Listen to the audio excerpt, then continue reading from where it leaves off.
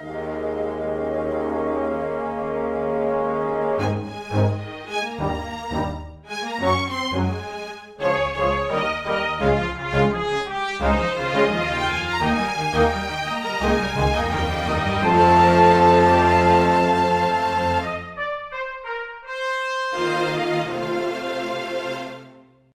everyone, and welcome to Weekly Manga Recap. It's December the 27th of 2023, which means it's time for the last Weekly Manga Recap of 2023. How's about that? We've made it to the end of the calendar yet again.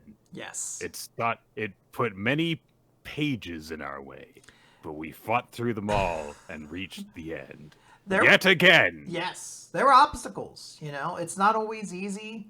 Boruto put us through the ringer a lot this year.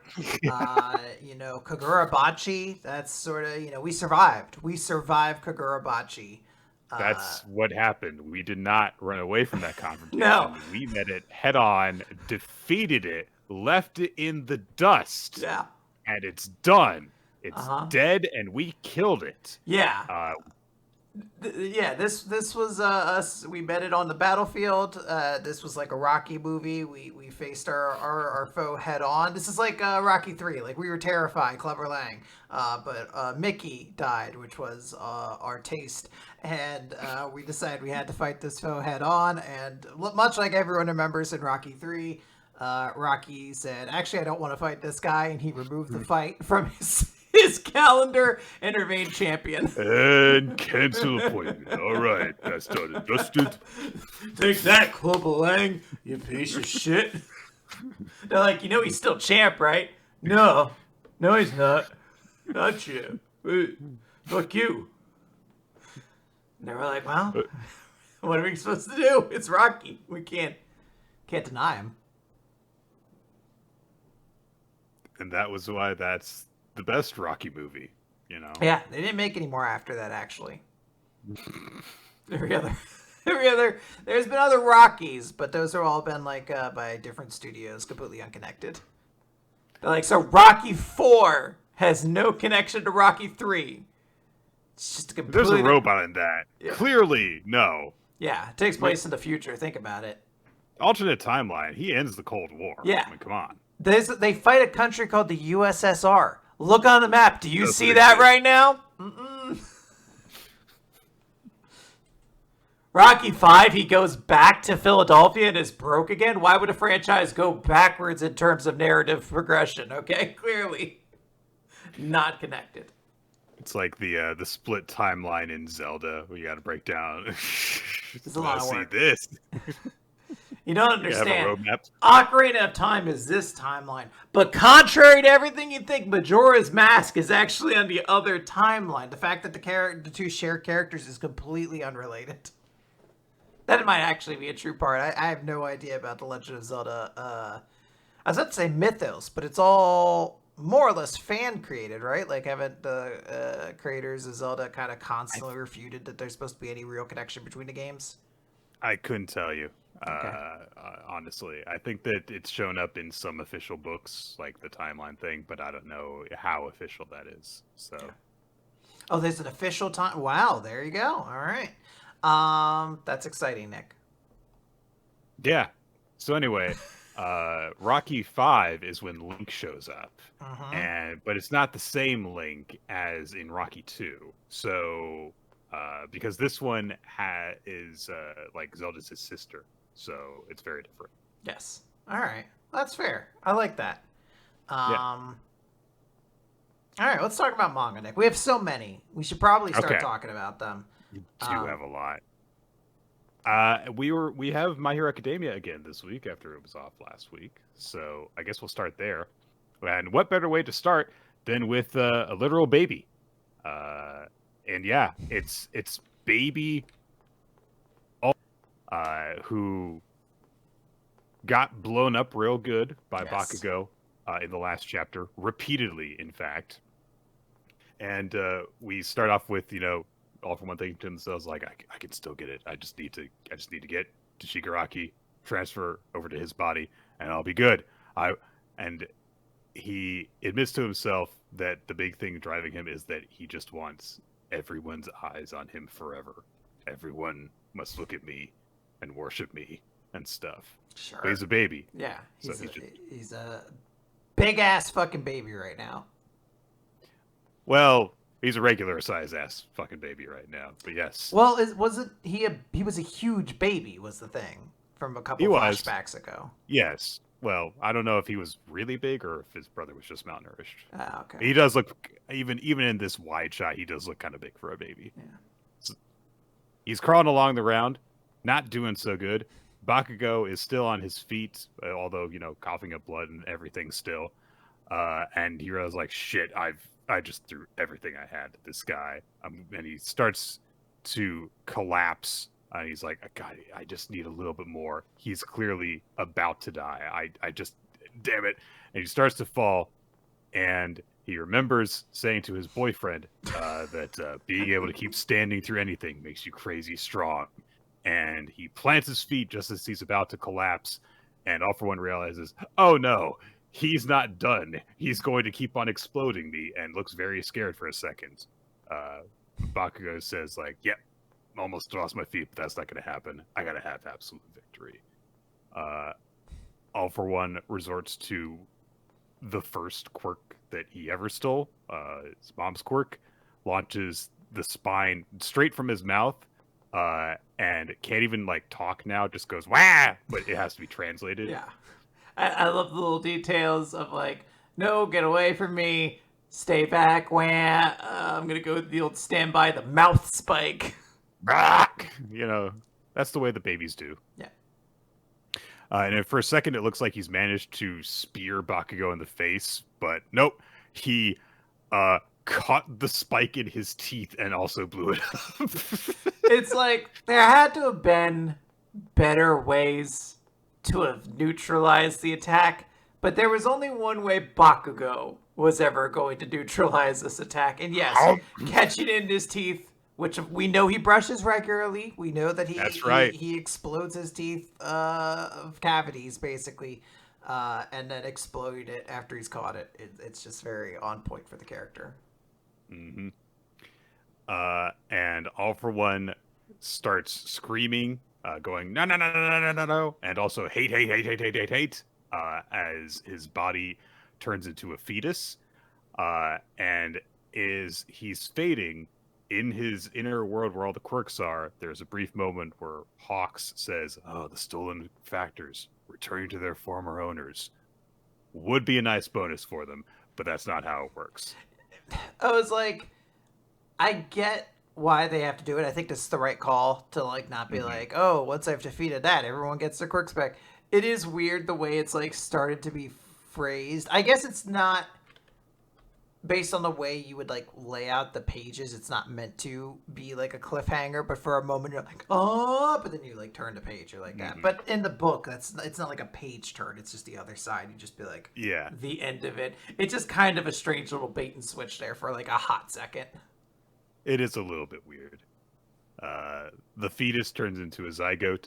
The zygote turns into a single cell performing mitosis, and then completely fades away. And All For One's fucking gone. There we go. Gone. Finally. No trace. Get out of here. What a way to end the year. All For One's dead. Yes, it is. And it's extremely satisfying for him to finally be gone. And he went out like a complete punk as a crying baby who tried to do one last ditch effort to kill Bakugo, and then it still didn't work. So now Bakugo collapses. He's all right. That was it, and he does feel like shit.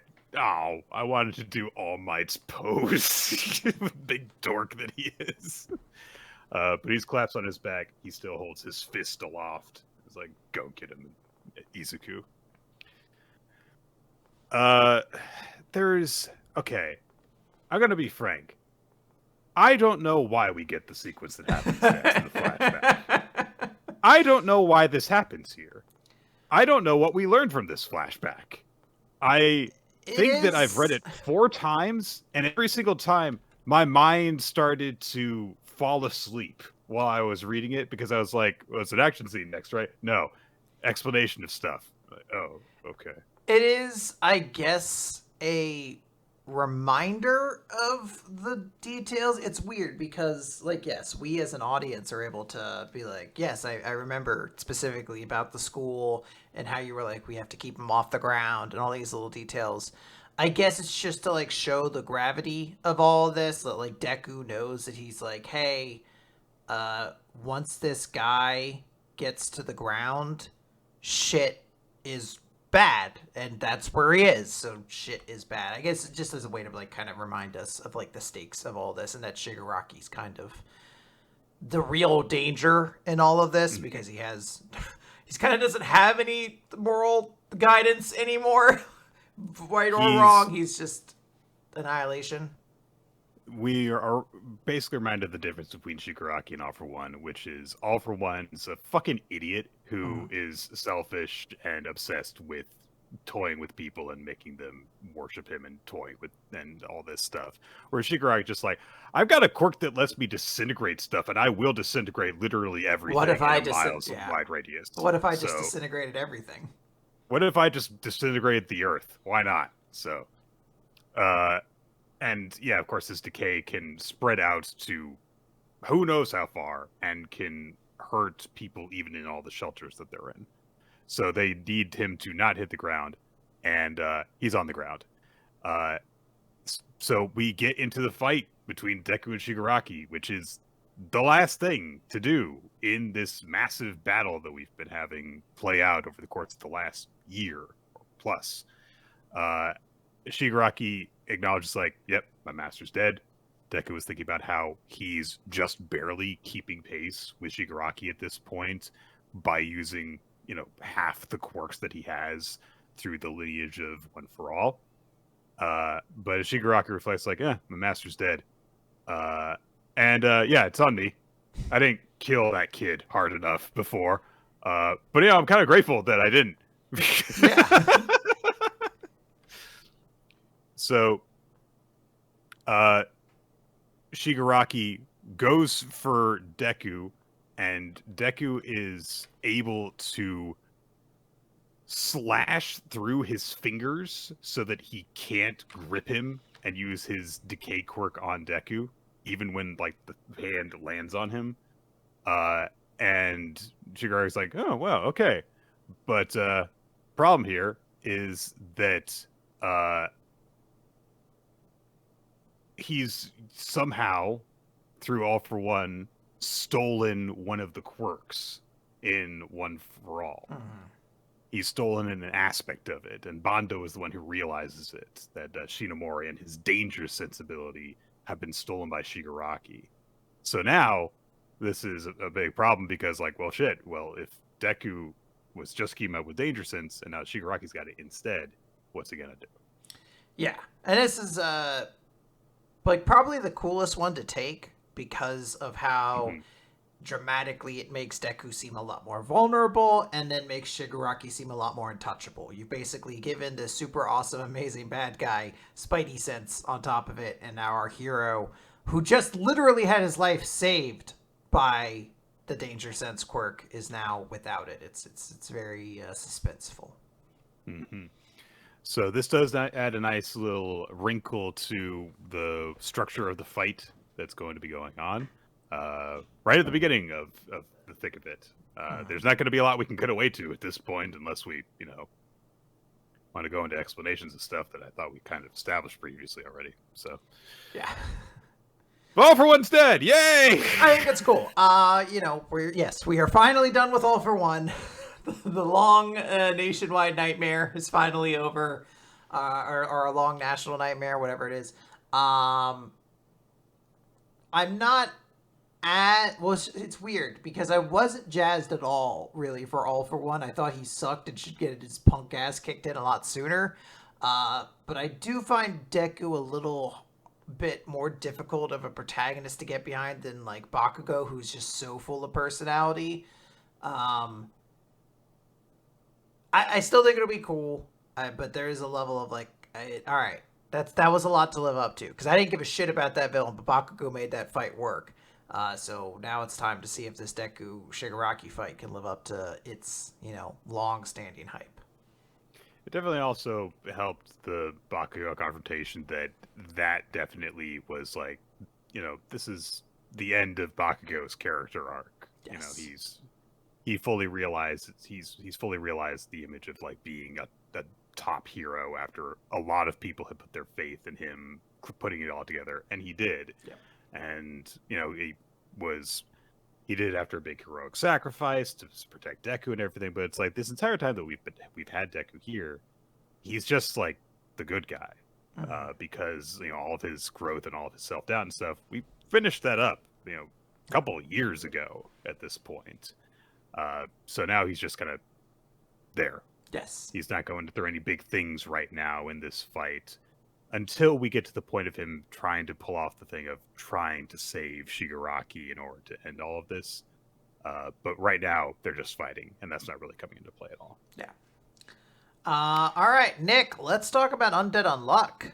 This is going to be number 189, Julia. We get a color page. It's very, very cute. And the number one seed is highlighted in the background. We see Juez meeting a very nervous Fuko for the first time, and then we see a more current version, which is a very confident Fuko meeting a very nervous Julia. It's very, very cool.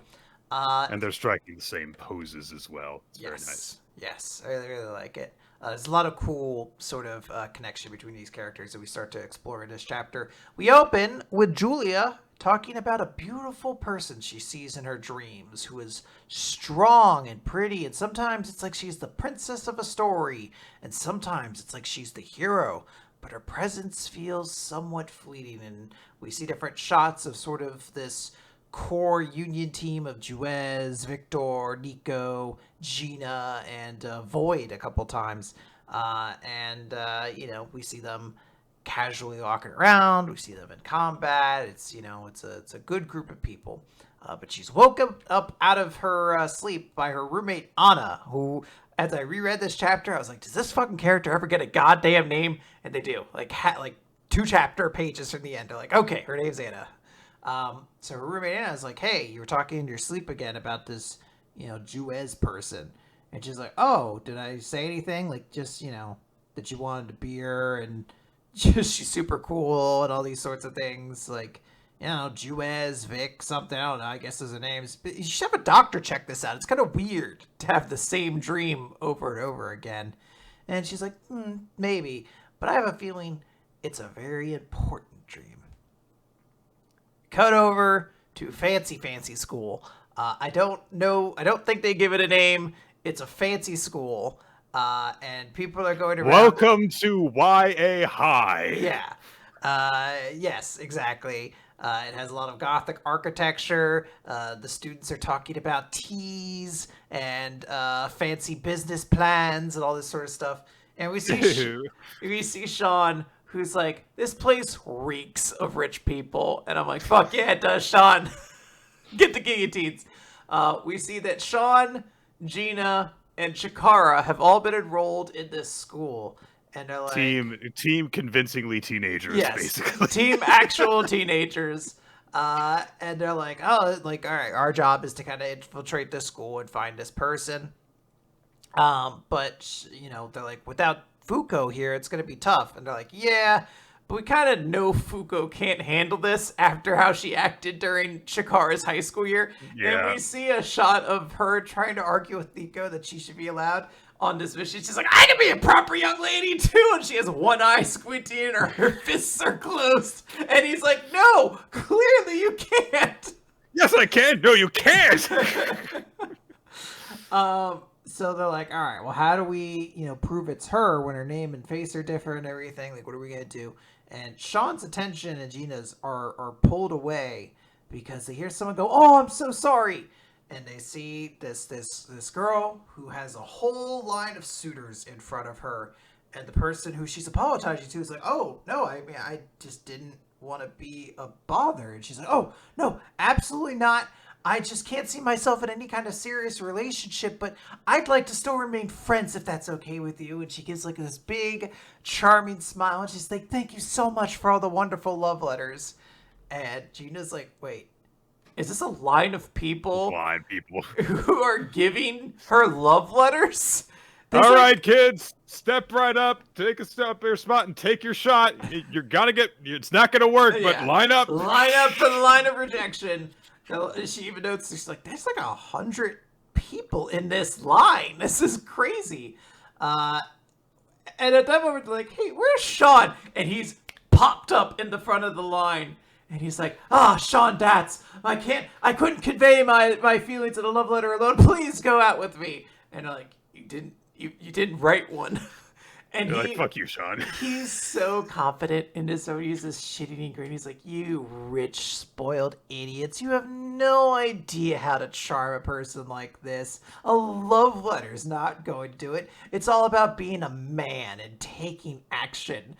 And ladies man, Sean Datz. That was his character trait, being popular with women. Yeah. Iconically. I do like this note that Shikara is using unmove on Gina to keep her from like just pummeling him. And in this moment, Sean is just thinking to himself, he's just like, you know what, you got to stand out. That's the way to do this. That's the key to the game. Sorry, Chikara, but my first girlfriend is going to be super duper beautiful. I'm leaving you behind. I don't know why exactly he's apologizing to you. I think the idea is that they're both like teenage boys around the same age, and neither of them have had a girlfriend, so that he's just apologizing. Like, don't worry, I'm gonna have a super cute girlfriend, and you're not. Sorry, we can't be loser single boys together anymore. Yeah, pretty much. And Julia is like, who are you? I don't remember any of you from any of the letters. Sean's like, wait, holy shit, she's read all of these letters. And she's like, I'm so sorry. I must have like dropped your letter somewhere. I'm gonna go and look for it. So pure. Yeah, she's very innocent. She does the whole thing. She's like, I'm so flattered by everything here, but I can't accept, but I would like to be friends. And Sean just retreats in shame. He just disappears. He just turns invisible and walks over to Chikara, and he's just like, I'm so sorry, brother. I left you behind for a moment. But they're like, wow, that's really amazing that she actually like reads and remembers all of these letters.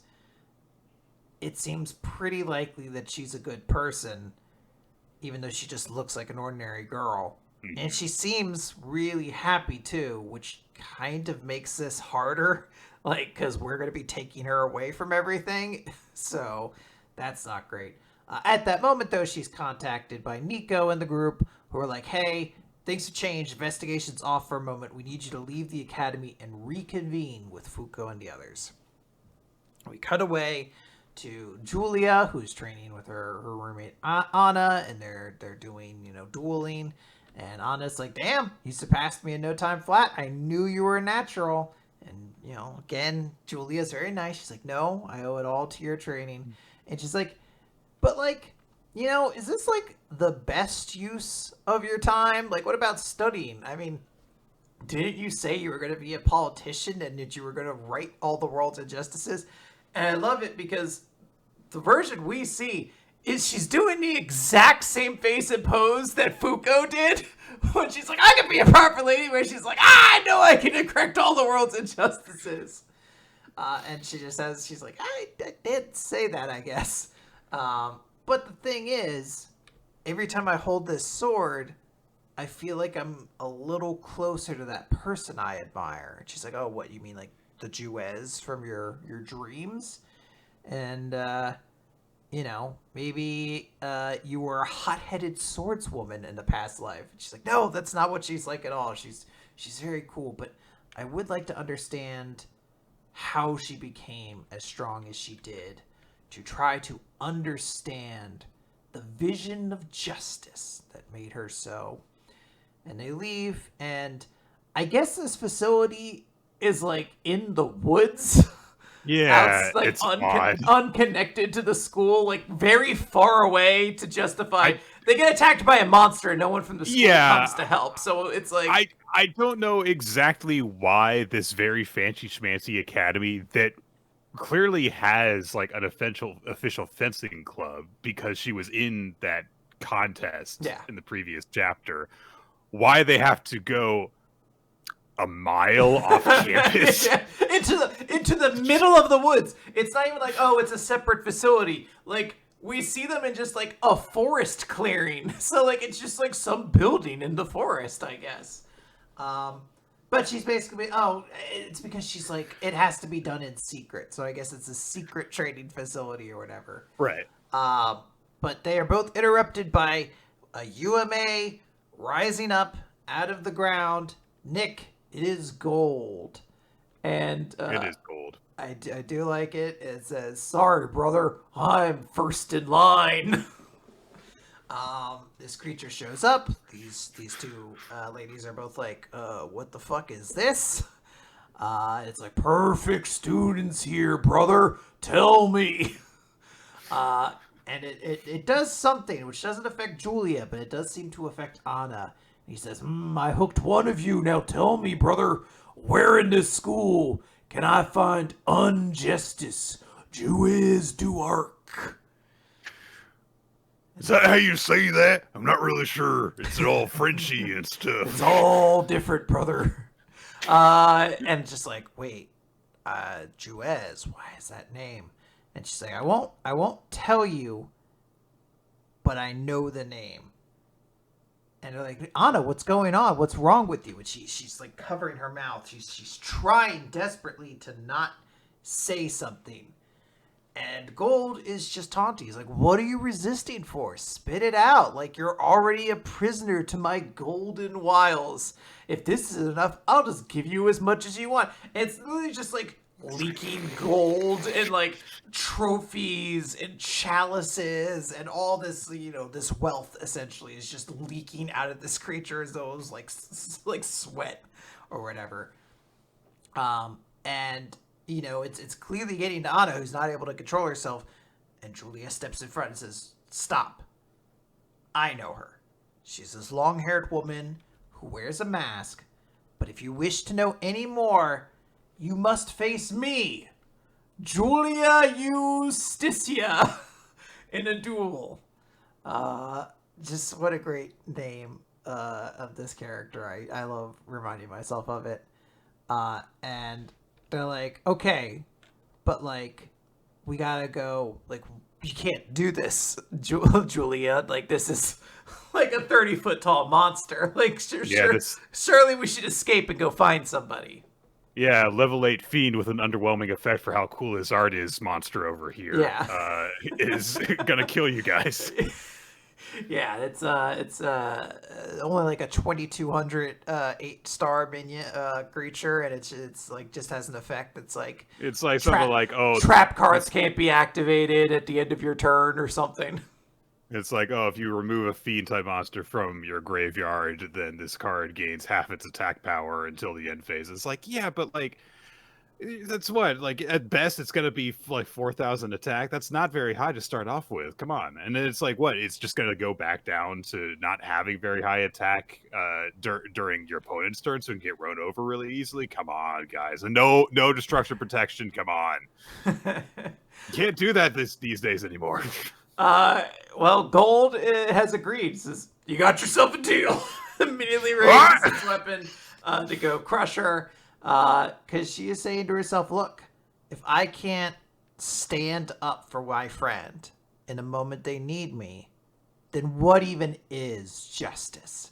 But before Julia can be cleaved in half by a 30-foot tall golden axe, Bad Bullet 70 strikes it in the back of the head, and then the creature falls to the ground. A big crush as Fuko and Gina tag team combo attack it in the back of the head. And Fuko asks, well, Gina? And Gina says, yep, she passes. I see the similarity for sure. Her off-the-wall levels do resemble our bosses. Yeah. Getting cleaved in half by Golden Axe is very easy if you don't go into the menu and up your life it burns if you lose your lives really quickly if you don't do that. But this is a fun chapter. It's a great reintroduction to Juiz, or I guess just introduction to this new version of Juiz, Julia. I think that there are some really inspired bits here. I love the turning, the playing with the, oh, she's really popular and gets a lot of romantic confessions thing by not highlighting, using it not to highlight how popular and beautiful she is, which that the series does acknowledge that repeatedly, but to acknowledge like, oh, she's actually just a really dedicated, nice person. That twist where Sean is like, oh, I'm just gonna cut ahead in line, and she's like, I don't recognize you from any of the letters I've read. She's like, wow, she's actually read hundreds of confession letters. What a dedicated, nice young lady she is. And then her following up by being like, I must have lost yours. Like, placing the blame on herself. Like, it must be my fault. I'll go find it. Yeah. I really like the way that her Juiz-y uniform looks on her, how different she appears because of her smaller stature and the different way she carries herself. But you can also tell that, like, in the important moments, when she stands up for Anna and is like, that this is, she can grow into that great hero that we saw in the previous loop. And I really do like the design of Gold. Like, he seems like he's just gonna be a one and done, honestly, because he gets his head real broken in half at the end of this chapter. Yeah, he gets crunched real hard. But I thought that it was like, oh, nice, straightforward, big monster guy with a cool design. So I do really like this chapter. It's cool stuff, and I like how Gina continues to be just like so unimpressed with everyone except Fuko, basically. Yeah, I do like how she's like, all right, fine. She passes. She reminds me of you. Actually, one last note I have to make. I do love that when the three teens are going around the school, that Chikara is just getting distracted by taking pictures of the pretty buildings around. It's like, all right. He's a good bean. Okay, we got to move on from there to Blue Box. Blue Box. It's chapter 131. That can't be true.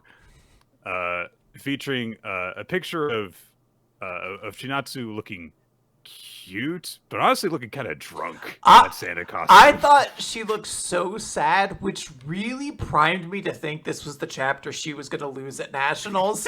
Like, I was like, she just seems like she found out.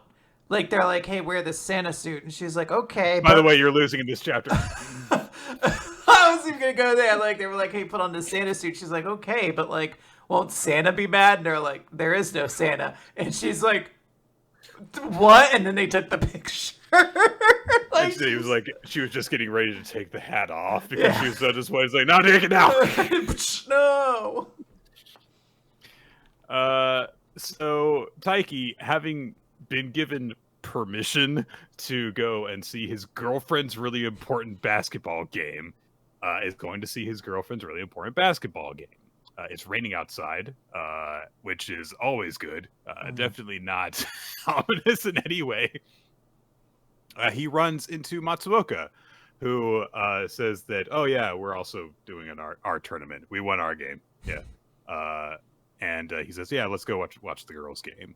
So they head to that court, and it's towards the end of the first quarter, so Taiki has missed a chunk of it, but the majority of it is still to play. Yes. So yeah, it's Chinatsu going up against Yumeka, and I do like that the bit that happens as Matsuoka kind of joins like his teammates as they're watching the girls and like, hey, who's that kid? And he's like, oh, one of my fans. Taiki's, what the fuck? No, I'm not. But whatever. So Ame is winning, but they're only winning by 4 points. Which is nothing at this stage in basketball. And Matsuoka observes like, yeah, Ame, they were able to go to nationals last year, and Saisho didn't reach top 8 in the region, so they should be leading them by way more at this point. And then he brings up, I get that she wanted to play basketball together again, but if she hadn't brought Yumika back, her road to nationals would be a lot easier. And Taiki goes, whoa. It's like, come on, man. This only just occurred to you. He's like, I made hard bad for her. It's funny because we know very clearly that's not what Shinatsu is thinking. Like, she is No. grateful that her friend is back in her life and found a passion again. So even if she loses here, she's not going to be upset. But I do like for Taiki, he's just like, oh no, I did bad. So we do get a bit where Yumika manages to hit a breakaway. She scores a layup over Chianatsu. And then we cut away from there. Haruyu goes to visit Hyodo.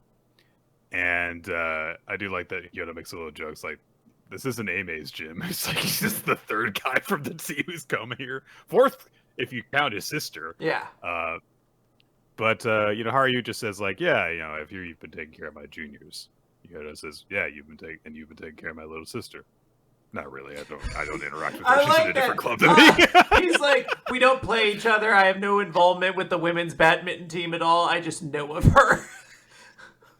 We occupy the same general space and a hobby. That's kind of it.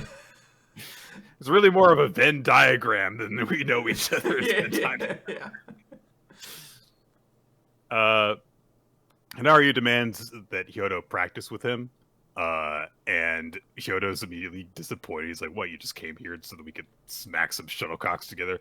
Careful, boys. This is getting a little bit suggestive, if you put it that way. But Hyodo says, I thought you might have come here so we could finish our talk from earlier. And Haruyu looks away, and he says, nah, I'm not going to go to the same college as you. Like, yeah, it'd be good to play badminton if I went to a sports-focused college, but I want to go to a regular college. I want to study hard, and I've got things that I want to do. So, hey, Haru's got some plans, it seems like, for what he wants to do later in his life. So Hyodo's disappointed. Haru promises, like, hey, even if I do go to a different college, I could still come play with you. And Hyodo's like, I'm not running a badminton class here. So, and then we get a little bit deep. As Haru says, we have to face a lot of different crossroads in life. I'm staring at one of those crossroads right now. There's a bunch of times when you'll tell yourself, I should have done this, I should have done that back then, or you'll ask yourself, what if I'd taken the other path? And with all the choices ahead of me, I don't want to end up lost.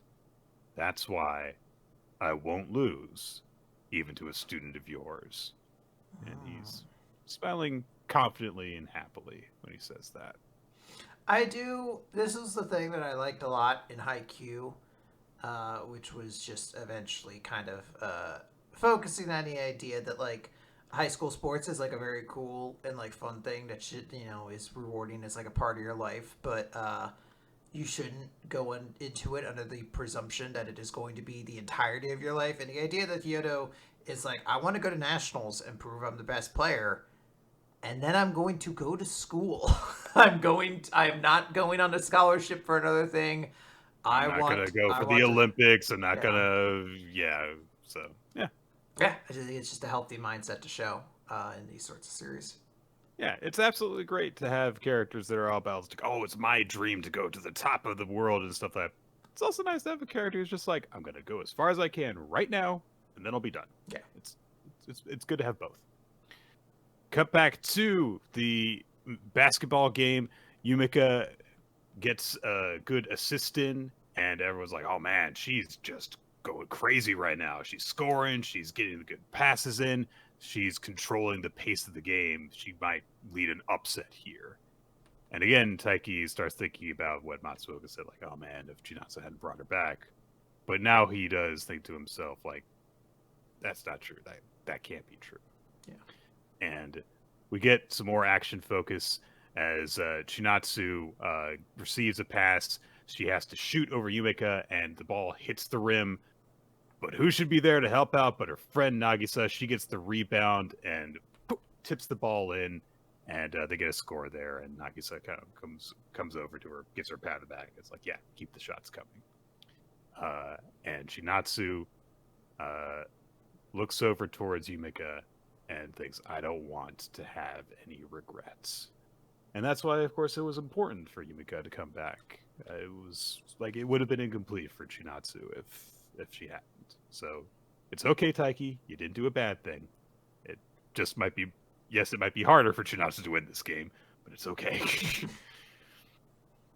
Yeah, it looks like this game's going to be exciting, and we should have some kind of intense conclusion, because the series hasn't usually stuck too long on the sports. It's not like we've gotten much of like a real sport arc to be like, here's 3 chapters to find out if this character is going to win this contest or not, or even like a dedicated sports series where like, oh no, this is an arc. Like, we're going to be here for a while. Like, I feel like we're going to get 1, maybe 2 more chapters and then find out the conclusion to this match. That's right. Okay, Quinn, guess what time it is? It's been a few months. I'm trying to remember what we do here. It's time for Black Clover. There was like a thing we used to do. Black Clover. Black Clover's it. There we go. It's time for Black Clover, Nick. This is page 369, a united front, and we get a cool 2-page color spread for Black Clover.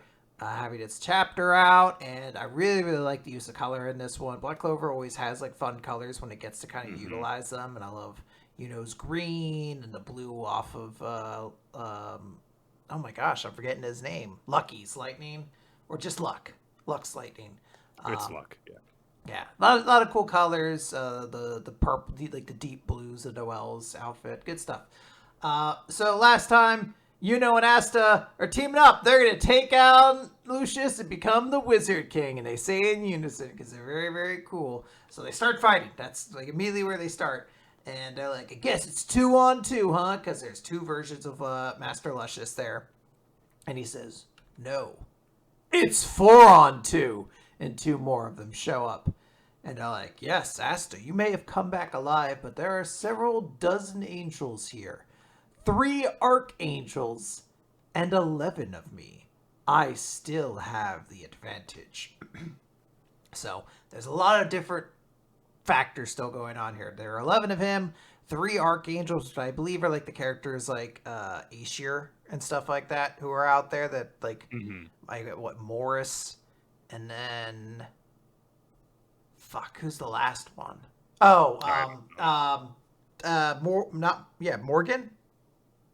I don't even remember at this point. It's Yami's underling, not Nature Boy and First Brother. Okay, all right. I think those are the 3.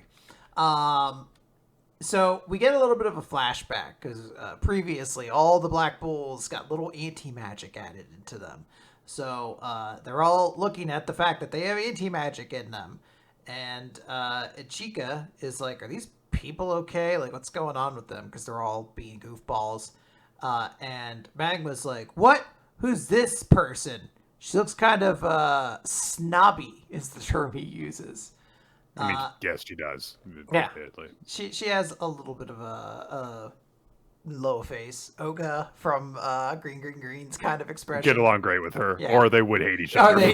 There's no middle ground. Either these 2 characters are the best of friends or mortal fucking enemies. And Asta explains like, this is Ichika. She came from the land of the sun, and she's Yami's little sister, basically. And of course, there's a little joke of like, oh, how about that? Yami's little sister. We get a panel where like half the cast gets their 1-note character joke in. So, Gordon whispers. It really is. Gordon whispers. Charmy mentions food. Cal brings up his little sister. Luck's like, I'd like to fight. Like it's one after the other, basically. It's kind of like reading your everyday chapter of the 100 Girlfriends Who Really, Really, Really Love You. Nick, you gotta save your thoughts for next No, I got all my material. No. So Ichika is explaining, look, at this point, Asta has shared his anti-magic with you. It's intrinsically tied to your own magic, so you can basically use a version of anti-magic. She uses the term pseudo-anti-magic. Asta takes this opportunity to name the technique Comrade Demons, which is a real Spookmaster General level pun. Everyone says it's lame, and I'm like, no, that's a good name. It's not bad. He put work into it, and I appreciate that.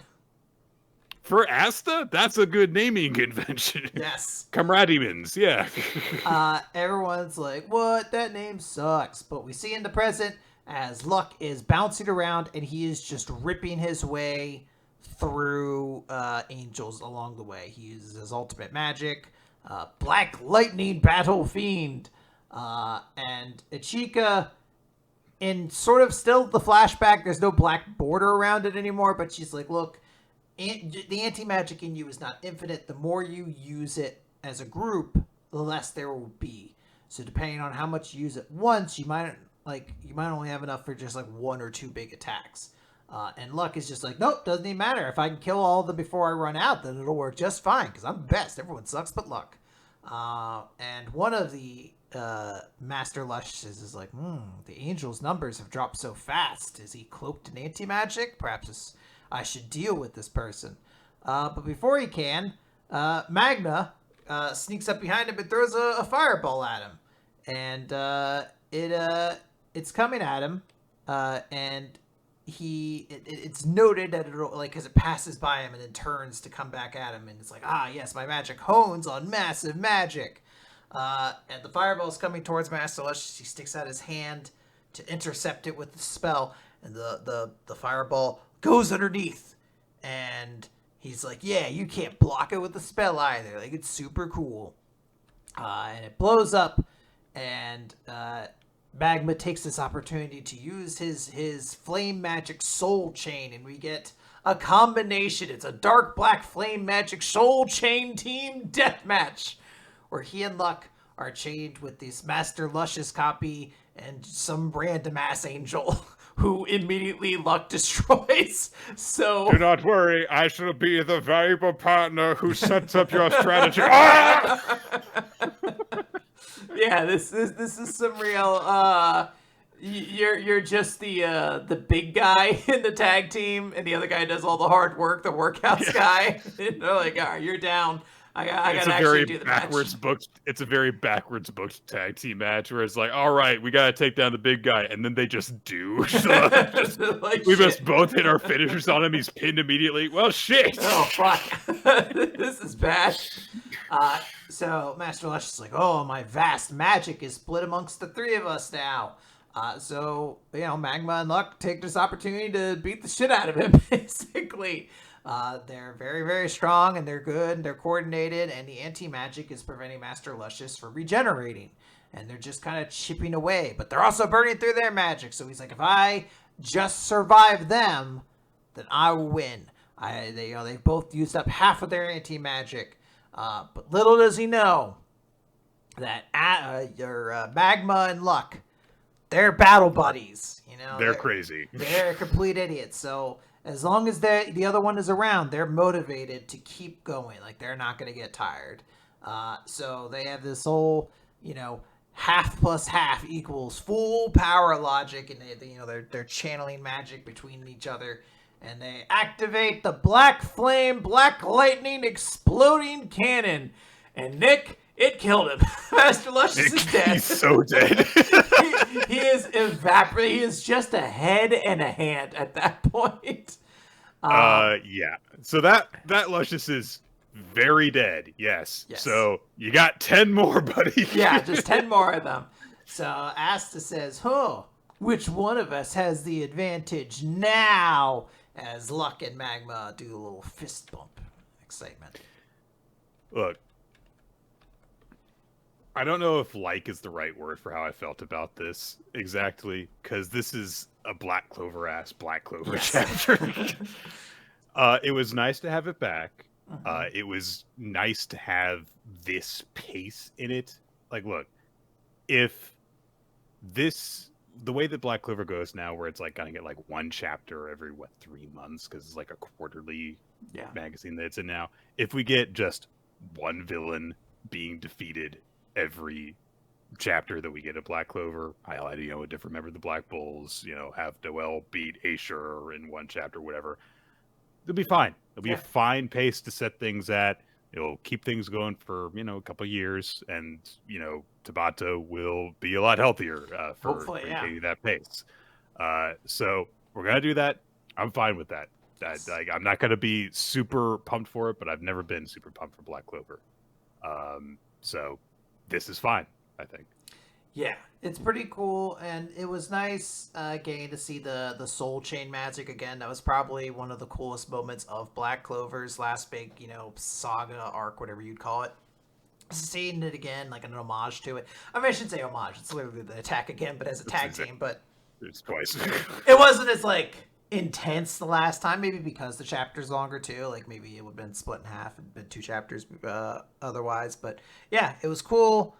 Maybe not as cool as the first time, but I do like that they just exploded him. There's no, find out what happens next time. Boom. That Luscious is dead. He's fucking dead. Yeah, it's instead of, a huge blow was struck. Find out what happened to the villain next time. It's, that villain's dead. Now. Yeah. Find out what happens next time. There's 10 more. Okay. Yeah, let's go on to Dr. Stone, 4D Science, Chapter 3D. Whoa. Future Science. Dr. Chelsea's in Now, Nick, who's your favorite member of the Dudley Boys? It's actually Devon. It is Devon. That is the correct answer.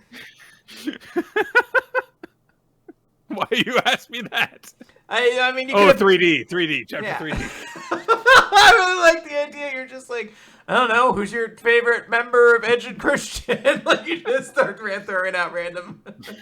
Well, what are you, a Billy girl or a Chuck girl? What's going on? Girl? I don't think girls factored into that equation very much. Secretly, it turns out it did. Yeah, it's true. Anyway. So, Chelsea is basically leading a team of the members of the cast, the members of the cast that weren't important enough to show up in the previous chapters of 4D Science, basically. Who was the fucking samurai guy loyal to? Was it Ryusui? To Ginro. Ginro. Who he was. Okay. He's Ginro reminded him of the master he was sworn to protect and stuff, and in the end he basically was just another battle character. Yeah, that was kind of it. I sat there for a moment. I was like, I remember someone at a loyal samurai, but I cannot for the life of me remember who this character was meant to protect. What was his name? Matsukaze, I think, something like that. You're somewhere on the right track. They're there with Soyuz, and I don't remember the priestess's name. Amaryllis or something like that. So, and they're also there with Ruri as they're trying to track down Byakuya Ishigami's resting place, essentially. Where did he wind up? Because they're also and so they basically eventually come to a place where there's a stream, and they're like, this seems to be the place where he passed away, his dream unfulfilled, because the burning torch of a human life is bound to fade away without exception. As all of a sudden we start to get a bit deep throughout this entire chapter on the nature of human mortality. We go over to Kaseki, who is working away and stuff as they're trying to progress plans for the space elevator and then the time machine, and so Kaseki, rather Chrome thinks about what he had said, which is maybe I don't know if I'm going to live to see the fruits of my labor this time. And Chrome says, do you want to use the Petra beam, turn to stone? So you'll be there at the end and stuff. They do establish that although they said with the Petra beam, we can literally stop people from dying and stuff, it doesn't stop people from aging. Yeah. So I'm sure that will help people, because anytime you get sick, you can petrify them and they'll get better. But people die eventually. Yes. It is unavoidable. So they do actually give voice to that. And it's nice that they do, because it seemed at the end of Dr. Something they were like, we'll just live forever. Yeah. Immortality. So they bring that up, and Chrome's like, look, this is kind of a big thing, and I'm only just offering this to you. We shouldn't abuse this power and stuff. But Kaseki says, I'll be fine without all that. In the end, it wouldn't give me more time to be up and about living life. And Chrome says, but, with the time you have left, like, you could get to see the time machine be completed. And Kasek says, no, the precious years left in these old bones ought to be spent the right way. Nick! And the others, I want to share the time I got with you all. Nick! Tell him to stop! It's going to be okay, buddy. It's going to be okay. So he promises to just kind of keep on working hard, and they're like, and someone else will inherit the future. That's the way things should be. And that's the note that gets picked up by Chelsea and Soyuz's group. They're like, yeah, Byakuya's dream wasn't left unfulfilled when he passed away, because he made sure the people who came after him would be able to pick up where he left off. That was his dream that he died with. And so he didn't die sad and unfulfilled. Anyway, in the last chapter, we had some big revelations that were about to happen. Petrified mosquito. What does that mean? And all this other stuff. Senku has just had a revelation upon seeing the petri dish where there is a petrified mosquito, and Ryusui is confronting the Y-Man that they've had with them. And he says, you did a fine job fooling humanity. It didn't occur to us that quick blasts of the petrobeam could simulate Morse code. And who do we know who could pull that off? There's only one person, no, one thing on Earth capable of that. And the Y-Man knows the jig is up, and so it admits, that day, Culex PPNs, your common house mosquito, was by me petrified, simply because in my vicinity there was one. And basically, when they received the message, it sent out a blast of the petrification wave, and it had to have a target, so it targeted mosquitoes within that range. And it's the reason why its battery drain wasn't from all the silk, stuff they're petrifying. It was that it had to send out a massive wave to trigger their receiver that they had set up far away on Mount Fuji. And so it convinced them that the time machine was possible so that they would go towards it. And Ryusui says, it was all a sham. You were the messenger. Mankind never builds a working time machine. And Byakuya isn't around in the future. And Senku has realized this basically at the same time, by himself, essentially, in the hallway. And he thinks about his dad and that hope that he had to get to see him again. And while he's starting to lose it, he says to Gen, yeah, according to your mentalism, when someone really wants to believe something, are they bound to fall for a ridiculous lie? Because I'm 10 billion% sure that's what went down here. Aww, and he just covers his face. He just wanted to see his dad. So now we get the villain speech. Kind of.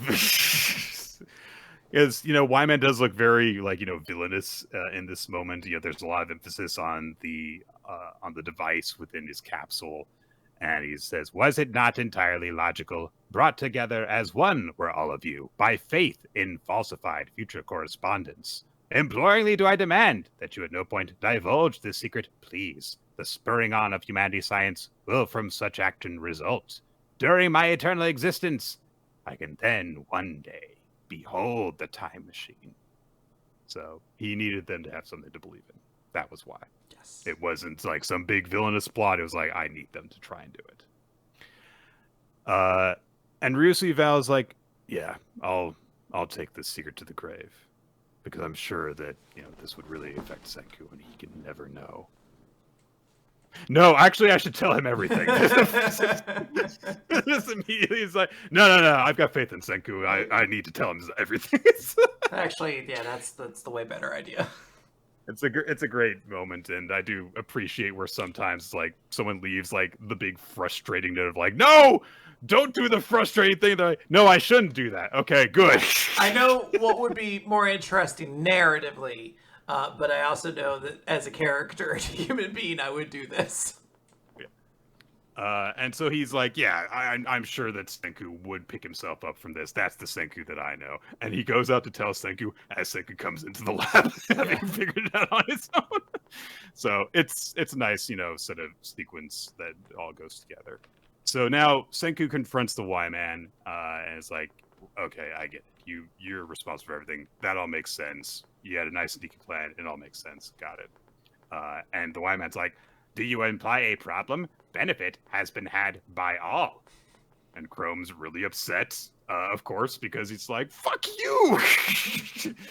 all the you made people feel good and stuff, and all the people no, and Byakuya and Senku are gonna get to see each other. You're supposed to be a super genius. How do you not get you're not supposed to stomp on a person's heart? He just gets all the anger out there, all the frustration over everything. Then they have a weird moment where Y-Man's like, by the way, I can speak normally. And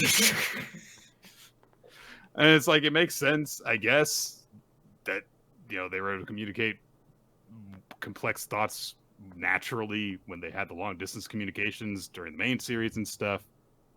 So the Y-Man asks, can you bring me up to a high vantage point because I have something to explain to you?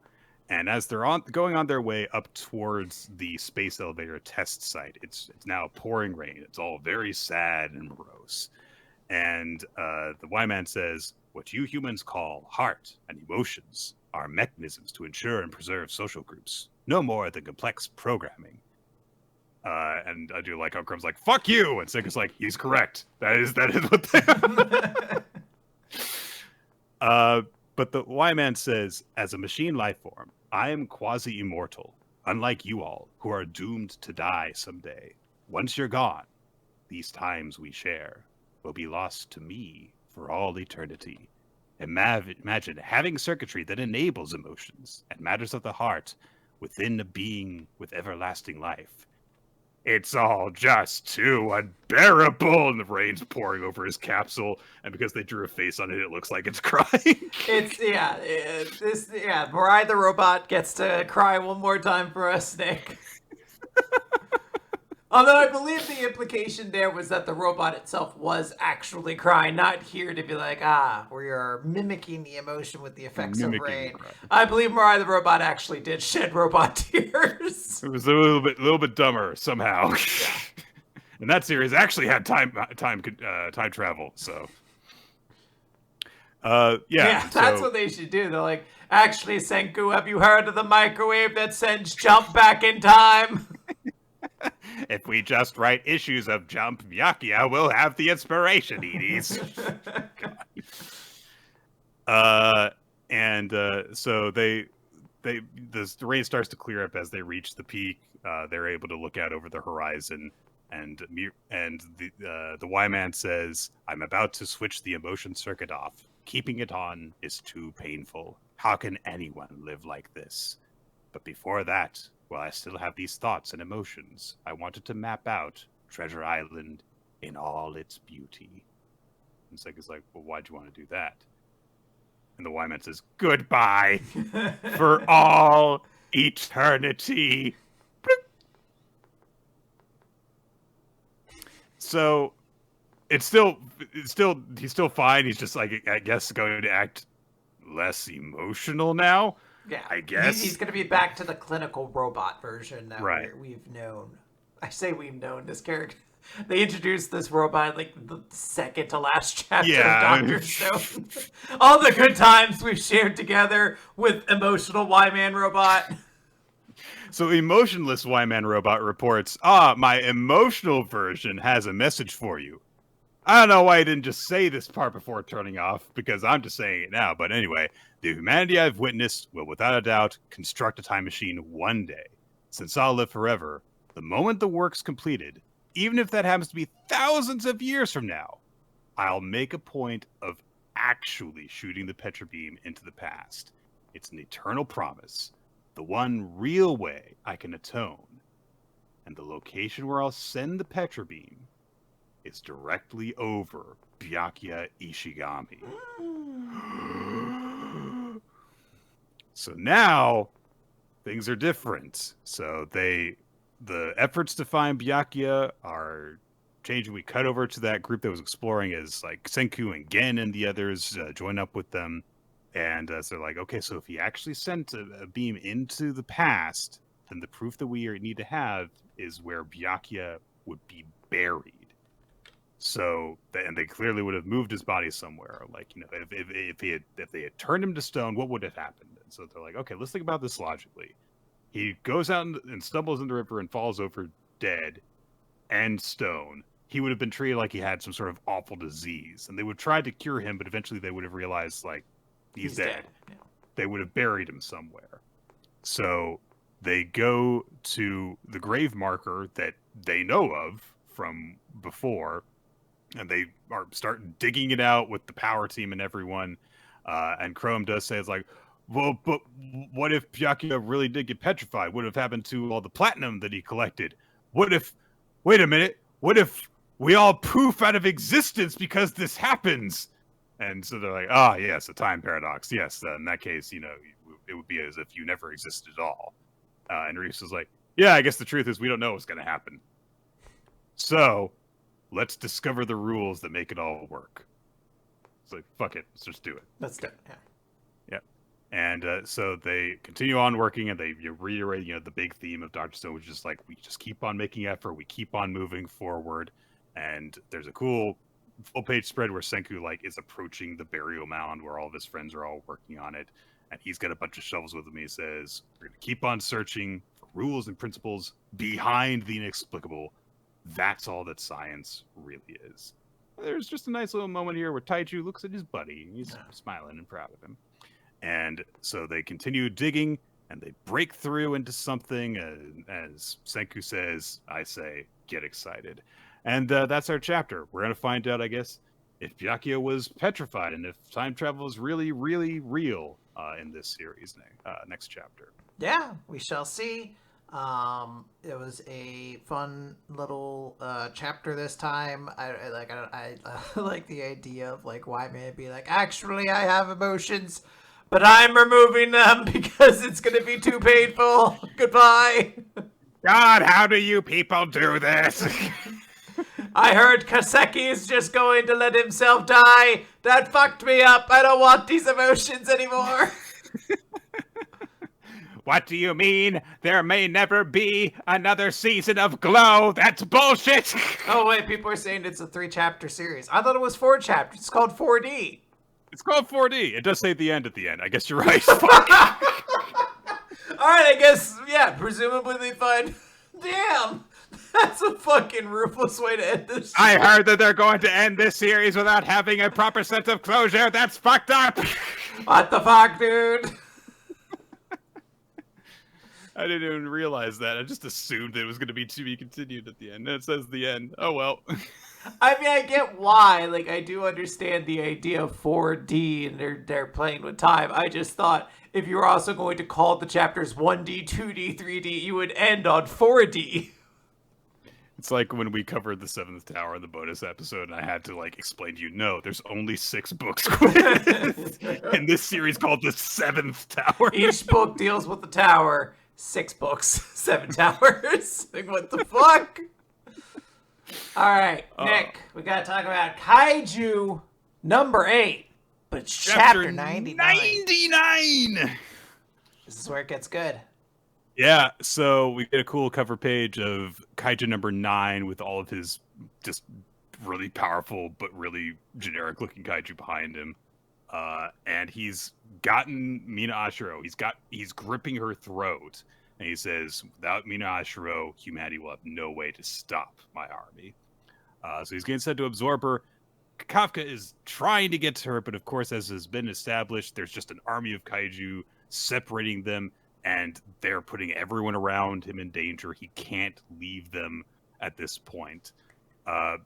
And he's even being told by, other units, like, look, number 8's power is essential to neutralizing number 9. You've got to go to Tachikawa and back up. And he's like, I know, but just give me a moment. And he just doesn't have time for everything. People are getting blown away. The structures are on the verge of, the shelters are on the verge of collapsing. And Kafka realizes, like, I can't leave these people. I just can't do it.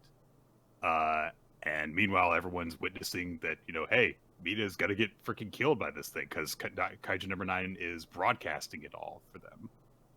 And because of that, of course, everyone's suffering a huge morale loss because they think that their big hero is going to be killed. And Kafka's like, well, I've got to do something. I've got to do something. He's fighting the kaiju desperately, but he can't do it. And Kaiju number 9 starts mocking Kafka and the rest of humanity, just saying, humans are always like this. You can never let things go. You lose what's most important to you because of it. And a bunch of stuff surrounds Mina, Like the little stuff. teeth hand things we saw, or teeth tendril things we saw last chapter. She looks like she's in a cocoon, Yeah, basically. she's been cocooned now. And Kaiju number 9 says, I win. And Kafka can only just yell, no, stop! And everyone's demanding, like, you've got to go. You have to go. And he realizes, like, I do. And they're like, look, we can be replaced. We can't lose her. But he's still hesitating. And then all of a sudden, a kaiju reading comes in. It's like, wow, kaiju reading. And Kafka looks off in the distance, and he sees this huge, misty presence approaching. He's like, oh, no. Something else. What is this? What could be emitting that kind of presence? And off in the distance, there's a bunch of gathered kaiju all storming through buildings behind him, and then they're all engulfed in ice. It's a double 2-page spread to show the sudden and massive surge of ice that goes across them in an instant. Yeah, I do love. I am a huge sucker for like these 2-page spreads. Miruko-chan does them a whole bunch, and every single one of them's fucking fire. I do like this one a lot. Seeing all the creatures, and then the next panel, they're all essentially being frozen. I only wish it had gone a little harder. I feel like they could have gone a little harder here and like really fuck these things up. But it's all good. And so, of course, as we've been waiting for it to happen for these months, it feels like, since Ashiro was in danger, coming out of the mist, it's Ichikawa in his numbers weapon gear, and he says, sir, please go. I'll handle things here. Hey, it's Reno, which does lead us to Kafka being like, all right, I'm gonna go find or get there and save Ashido and have my big showdown with Kaiju number 9 and kind of put a pin to this whole arc or whatever. But this is a very cool, like, hero shows up moment. Glad to see it happened. It's cool because we got to see Reno go through the challenge of mastering this technique and everything like that. And yeah, I think this is a good little chapter. Not a ton happens. You could just say, like, Reno shows up. But the 2-page spread is very, very cool. And I even like that, like, Kaiju number 8 was kind of freaked out when he saw it. He's like, oh, what is this Kaiju, this huge reading? Boom. It's his friend. Yeah. And next time it's going to be chapter 100. So, it's going to be big. Yes. So, looking forward to it. But Quinn, let's move on to Spy Family. It's mission 92. At Anya's school, it's announced that they're headed for term finals. And Anya at first is just like, I gotta study hard. I don't want to get to nitrous bolt. So they're even also talking about, like, hey, it's not just like getting a bolt or getting, a Stella Star, but also your performance decides how the classes next term get divided up, which means that because Damien's, taunting her like, I'll never have to see you again. Anya's like, oh shit, plan B could be doomed if I don't get good enough grades to be in the same class as him.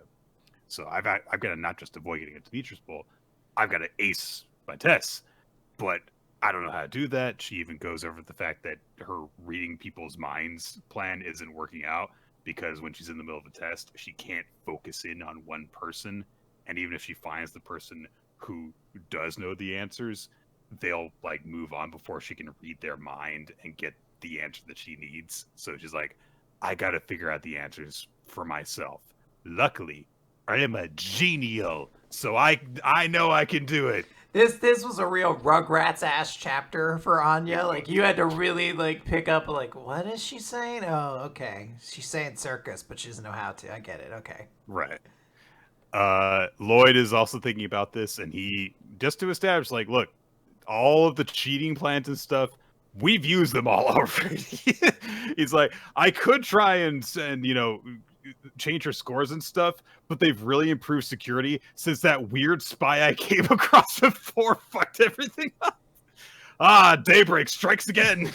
That's so funny. I haven't thought about Daybreak in so long, though I do appreciate them being like, that fucker screwed everything up for me. I can't cheat a 4 anymore.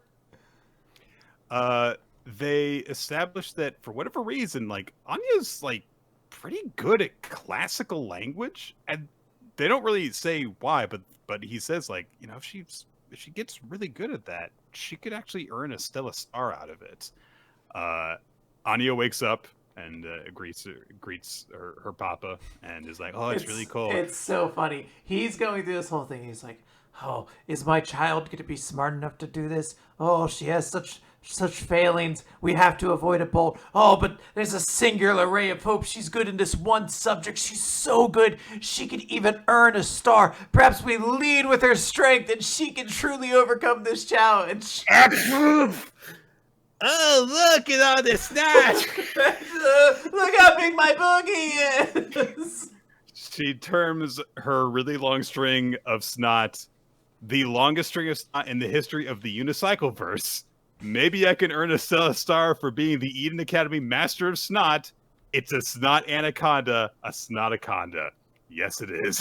And then she goes to wake up Yor and show off her snotaconda. Yeah, she's like, Mommy, look at my big... This is a very fucking kid-like thing to do. Mommy, come look how big my booger's gotten. I'm almost impressed that she knows the word anaconda. Yeah. It's an animal. She loves animals. Yeah. So Lloyd's just like, let this be a lesson, Twilight. Never dare to dream. This is so so he's trying to tutor her, and she's, of course, she is not taking, and he's like, God, I'm just not good at teaching her. I don't know what I can do. The doorbell rings, and it's their new neighbors. It's Sieg and his wife. And so they brought some cookies over. They're just having a friendly visit, and Anya's like, "Yay, cookies!" And Lloyd's like, "Get back to study, get back to study." Lloyd is still a little bit worried about the Althans because, like, I'm not sure. Their backgrounds came back clean, but I need to still be careful.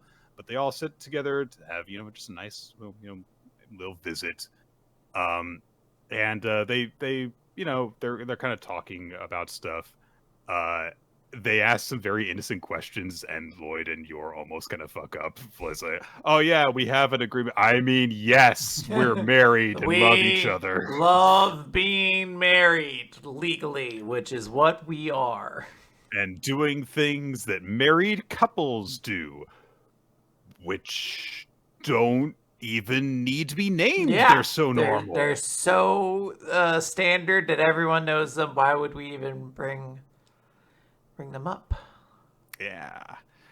And they're having this like tea visit over at the Alton's house. So Lloyd starts like he changed the topic. It's like, oh, look at the books that are surrounding us and everything, and they bring up the fact that Sieg was a university professor. And they kind of bond a little bit because Sieg says that, oh yes, I was experienced in neurology and stuff. So he kind of bonds with Lloyd over having a shared profession, as far as he knows, because of course Lloyd's not actually a fucking psychiatrist.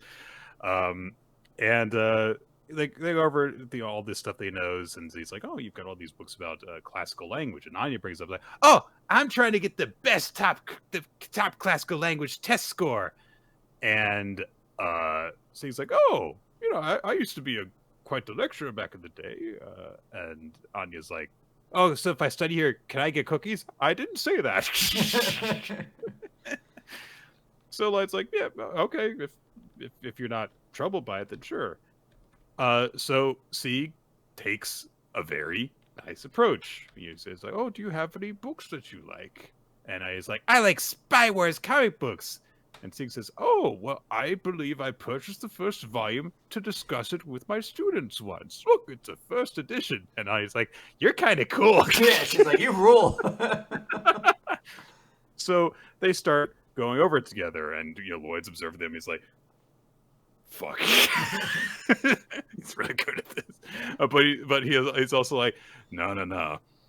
Mr. Elton, I tried the same thing when I made that really good Spy Wars cartoon for Anya to study. And I was like, that sucked. So he goes over and is like, oh, what do you think about this line here? Why don't we try saying something that's cool like this in classical language? And so he says it, and Anya tries to repeat it, and she's, messing it up and everything. Like, I do like that what she says is like, I peek at people when they're bathing, and see turns there's one mustn't peep when someone just takes it seriously. And Anya gets a little upset, but he's like, it's fine. Whenever you find a pitfall, it makes the road easier to walk the next time. Oh, he's a good teacher. So, he's just teaching her, gently, step by step different things. And like, they bring up like stuff that like Anya is actually smart about, stuff that she knows, and he's using that to teach her good lessons. And Lloyd realizes like he's actually encouraging her to find joy in studying, and I never even considered that. And that's because Lloyd doesn't understand the value of enjoying things. Yeah. And it's like really sad for him, but it's really nice because Anya's making progress, and as she's making progress, she's having fun studying with Zeke. It also makes sense. He didn't really get to experience childhood that way, yeah. So he probably didn't really get the chance to have like a great teacher and know what it's like when you're encouraged. Yeah. So Sieg, like she manages to point out like these words that share trace together, and he congratulates her. It's like, "Yo, Eureka!" And she's like, "Eucalypta!" And he pats her on the head really encouragingly. And they end their lessons for the day. But like, "Oh, you can drop by whenever you like." And Anya's like, "Oh, I need to get a Stella, so I'll come to study every day." And Sieg encourages her, and he says, "When you ace your final exams and you become an Imperial Scholar, what will you do next?" And Anya thinks for a second. She looks over at her parents, and she says, "I want world peace." And Sieg's like, "Oh, a grand goal indeed. Then I shall teach you as if the fate of the world depends on it." Aww. It's so sweet. And then he says, "You're a good girl, a fine child." And he gives her a big hug and says, "Children like you are the nation's greatest treasures. Grow up healthy and strong." It's so cute. It's so fucking... This was such an emotional week of manga. We haven't even gotten to the chapter that, like, just is built to emotionally devastate us.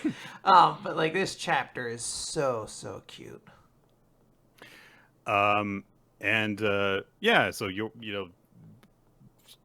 Anya goes to bed after that. Lloyd's still a little bit like, I don't know about this. Anya goes to school, and Becky's like, "Hey, how's your test prep going?" And Anya's like, "I'm ready. I've got myself koala power now," because she thinks that Eureka is eucalyptus. That's cute. We get a montage of her studying with Sieg, and also on her own. And then she shows up to class for the test. She's wrapped bandages around her arms and has used permanent marker to give herself 5 o'clock shadow.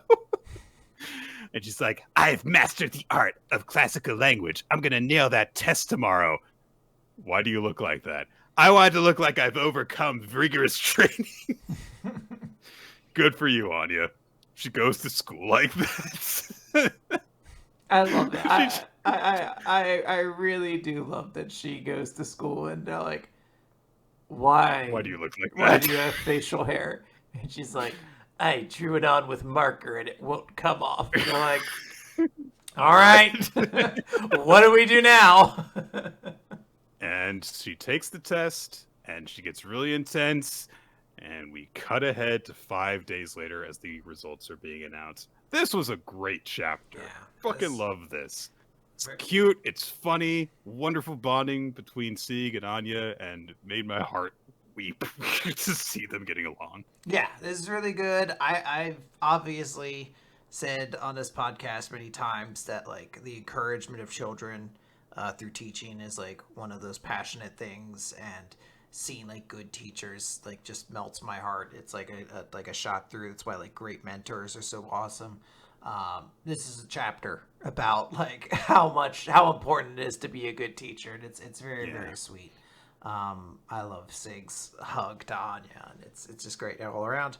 Nick, let's continue talking about great chapters by talking about Eden Zero, chapter 269, Swords Dance, a move I didn't think much of, but then when you start getting into competitive Pokemon, you're like, actually, not bad. Like, it's kind of two stages in one go. Yeah, it sets up some sweepers. Yeah, for your main offensive. I mean, there's sometimes there's better stuff nowadays, but it's still solid at a pinch.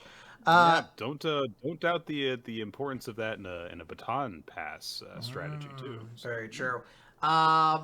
So which one? She defeated Wizard, and I don't even remember how she did. So she gives her little reflecty things. That does it. So Witch is like, okay, I can give my authorization code now. And they're like, cool, we have 3. So Hermit says, all right, now we need you, Valkyrie, hurry. We cut over to this battle in space. We see that Jin and Clean are like, oh, there's too many dragons. You got to hurry up and beat Actuella. And then we get a split screen of Homura and Valkyrie both saying, I'm trying. It's not executed very well because I was at first wondering why Valkyrie was saying I'm trying, and I remembered, it's because she's responding to Hermit from 2 pages ago, basically. Yeah, it's not very well paced. Yeah, but they're like, all right, this is really tough, and fighting from a Starfire is really tough for Homura. So she goes, all right, cool, all or nothing. She opens up a cockpit of her ship, goes into overdrive, and they're like, no, what are you doing? And she's like, Hermit said you could survive in all sorts of conditions if you overdrive. So I'm going to gamble on that chance and use my sword. She thinks back to, or Valkyrie, I should say, thinks back to when she was training Homura for the first time by, I guess, just surrounding her with fire. And she's like, hey, I don't like feeling hot. She's like, it's okay. This is part of your training. Be brave. That's the first step to being a sword fighter. So it's all about the risks you take, Nick. As she flies through space, and then Brigadine is like, so she's your student. Valkyrie's like, I thought she was, but actually she's all grown up, so I have to live up to her. Cut over, Homura's got Actuella, and she's like, call off your dragons. And Actuella's like, actually, when you're overdrive edge, you'll just die in the vacuum of space, so I don't think I will. But Homura's like, no, I can kill you beforehand. But Actuella just sends a dragon at her, and it doesn't matter. Homura just cuts it in half. They established previously that they're immune to stuff that's not anti-dragon ether, but I guess that's what her sword is. So I'm not going to sit here and question it. It just is. It works. There's much more important things to question about this chapter, for one thing. Yeah. So. Homura is like, hey, you know what? You are not the mother of dragons. You are the mother of Elsie, bitch. The mother of a human. And Elsie's not a dragon. Yeah. QED. Check and mate. But we get a great synergy as both Homura and Valkyrie decide to, I guess now, use a good attack. So they both get into the same stance, and we get a full page spread of them both having confidence, and then they use Dragon Flash and instantly defeat their opponents. It's so underwhelming. I don't know why they just didn't do it before. Why doesn't the wrestler simply use his finishing move at the start of the match? It would make him win immediately. It's very this is very much very little pacing. It's not interesting either. This isn't a cool sword technique where you're like, oh, visually this is very cool. They both kind of just prepare and then slash. But it's enough to defeat both of them.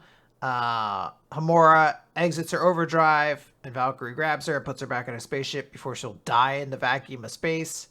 And she's like, oh, you've never failed to impress me, teacher. And Valkyrie's like, no, actually, your last attack was even better than mine.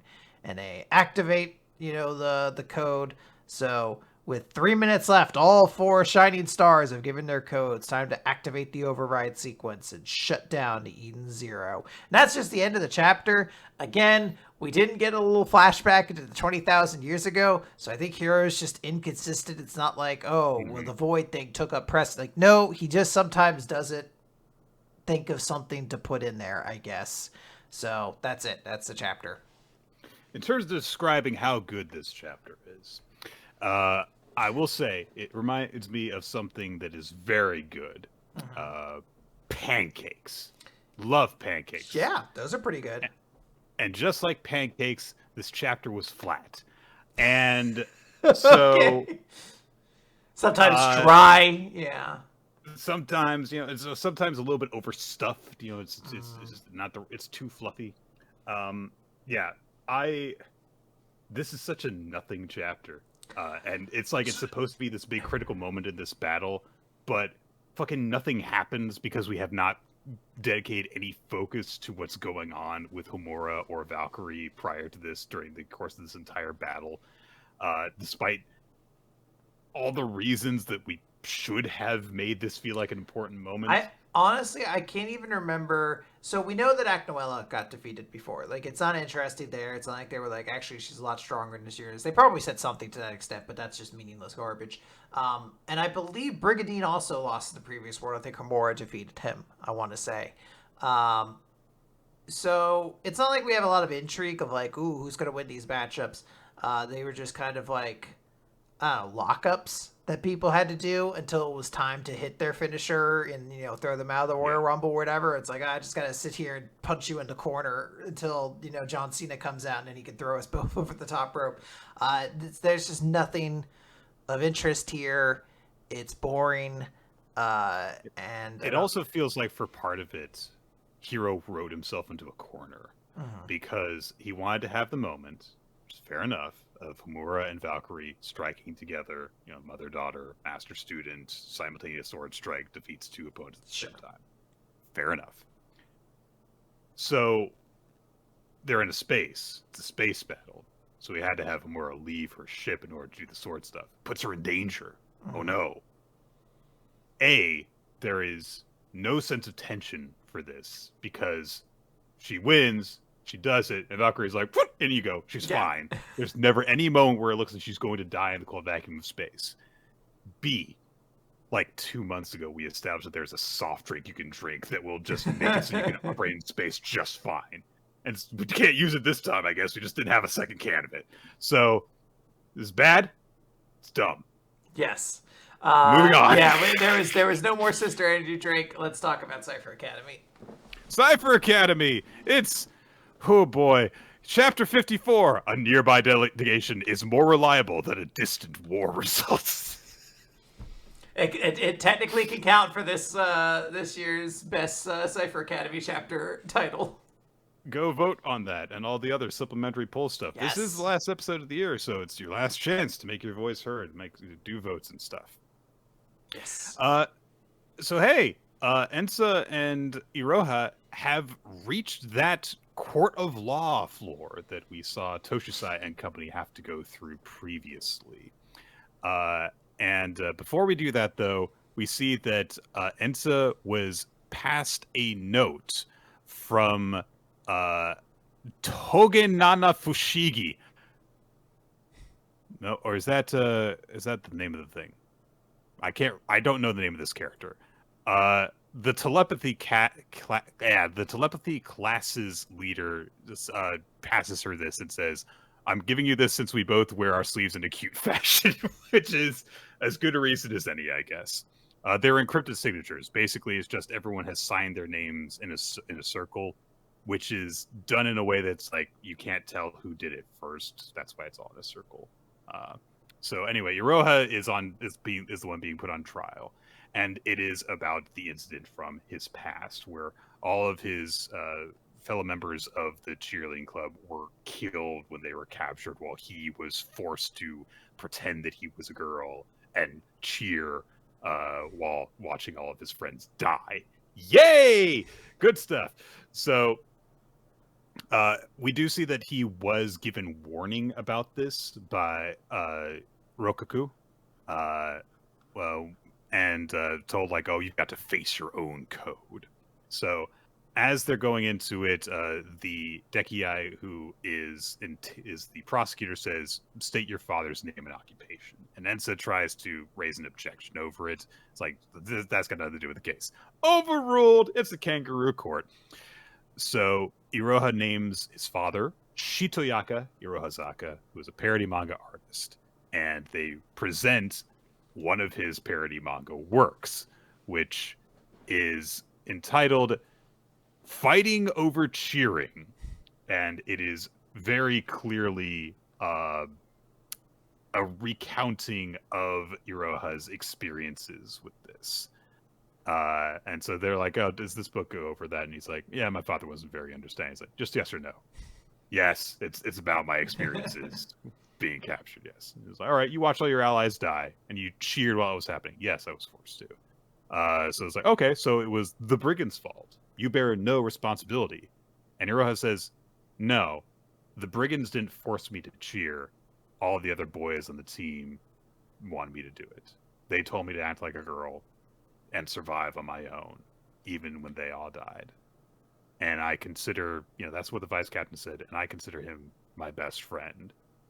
And I was told, like, Ambitious is definitely going to come and save you while we're being killed. So I was omitted from the proceedings, even though I wanted to die with them." This poor boy, this poor sad boy. You always forget what a fucked up backstory this kid has. The Dekiai points out that is different from what is in Iroha's father's book, and he's like, "Look, he drew parodies, and I guess that he wanted to cut out the big heroic part. I told my counselor," which does say something like, "Wait, you told that to your counselor? How did your dad find out about that?" And so Iroha's like, "Yeah, so my dad's son's disgrace sold really well, and with that, he was able to enroll me in the academy, probably so that he could get a sequel out of it." So Iroha's dad sounds like he sucks. Sounds like a real shithead. And so they say, like, "Okay, look, the defendant is an accessory after the fact to the murder of civilians, so we seek the maximum penalty as well as his removal as leader and dishonorable discharge from the ranks of the academy." And so all the Dekiai start to say guilty, guilty, guilty. The ninja who is with Ensa and Iroha just says nothing, and Ensa's like, "Yeah, she's right. There's nothing that he could possibly say under his defense under oath as a result of this. Like, he can't say anything right now." And Iroha's like, and Ensa's also like, "I wanted to be the defendant here. And Iroha should have known that this was going to happen." But then she gets a brief moment where she remembers, I guess the girl's name is Pike. She says, "Pike's survivability was precognition, the ability to decode the future. Therefore, I gathered these signatures in secret." Or maybe Pike's like a different thing. I don't even know. I can't think of all these characters' names straight when they only show up once in a blue moon. Yeah. Anyhow, so Ensa asks what the purpose of the signatures is. And she establishes, "This is a pledge that we accept Irohazaka as our leader, regardless of his past.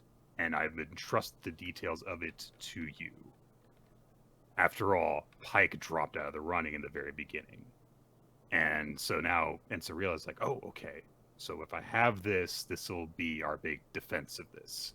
Class C's leading private is the little sister of the person that Iroha is indebted to. So she must have foreseen this. This will be the time to use this. So she gets up and she says, "The defense would like to submit Exhibit B."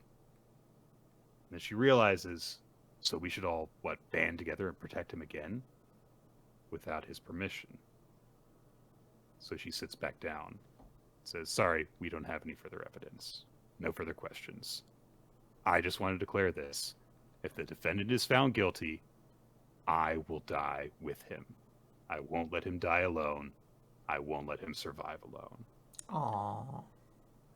And so the peanut gallery that's watching is like, "What, that's it? So she's not going to turn the signatures and everything?"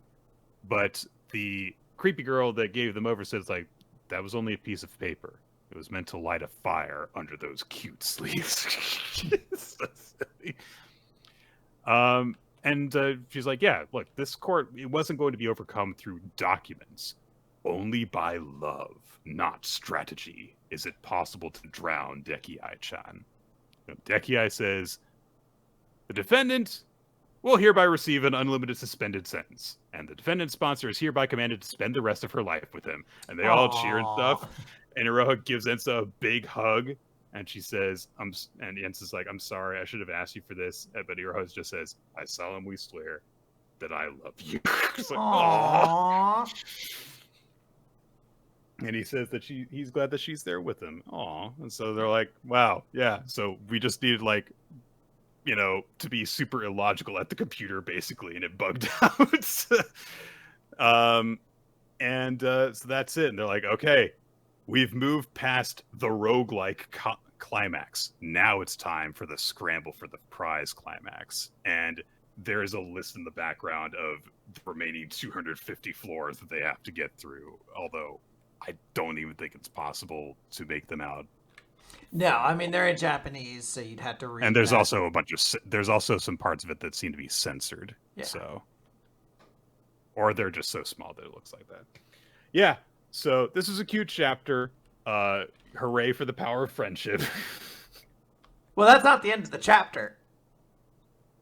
Oh, it's not. To be clear, to be clear, then they, you know, we all get teleported basically to the round table floor, 499. Yep, everyone's at a big round table. I do like all the little details that we get where everyone's got a different symbol for their thing, and enemy requested is removing hers. She's grabbing it. Yep. Everyone has a title as well, which I love. Kuoka Edishite's is Common Sense in a Suit. It's only common sense to be dressed like a bear. Absolutely. Also, Kasuri and Iroha are fucking exhausted. It seems like they were the last ones to get here. So Toshisai's like, all right, so we've been manipulated so that most of us got our butts here at the same time. Hey, butts! So they're like, all right, only 2 people can continue on to floor B500. And in addition to that, all of the players must log out. So, got any good games for deciding who gets to go to the final floor? And Bew, the hanging upside down girl, says, yep, Code Battle Royale, round table calculator flash mental math. Big split panel with all of them in it, and she's upside down in hers, which is fun. Yes. Yeah.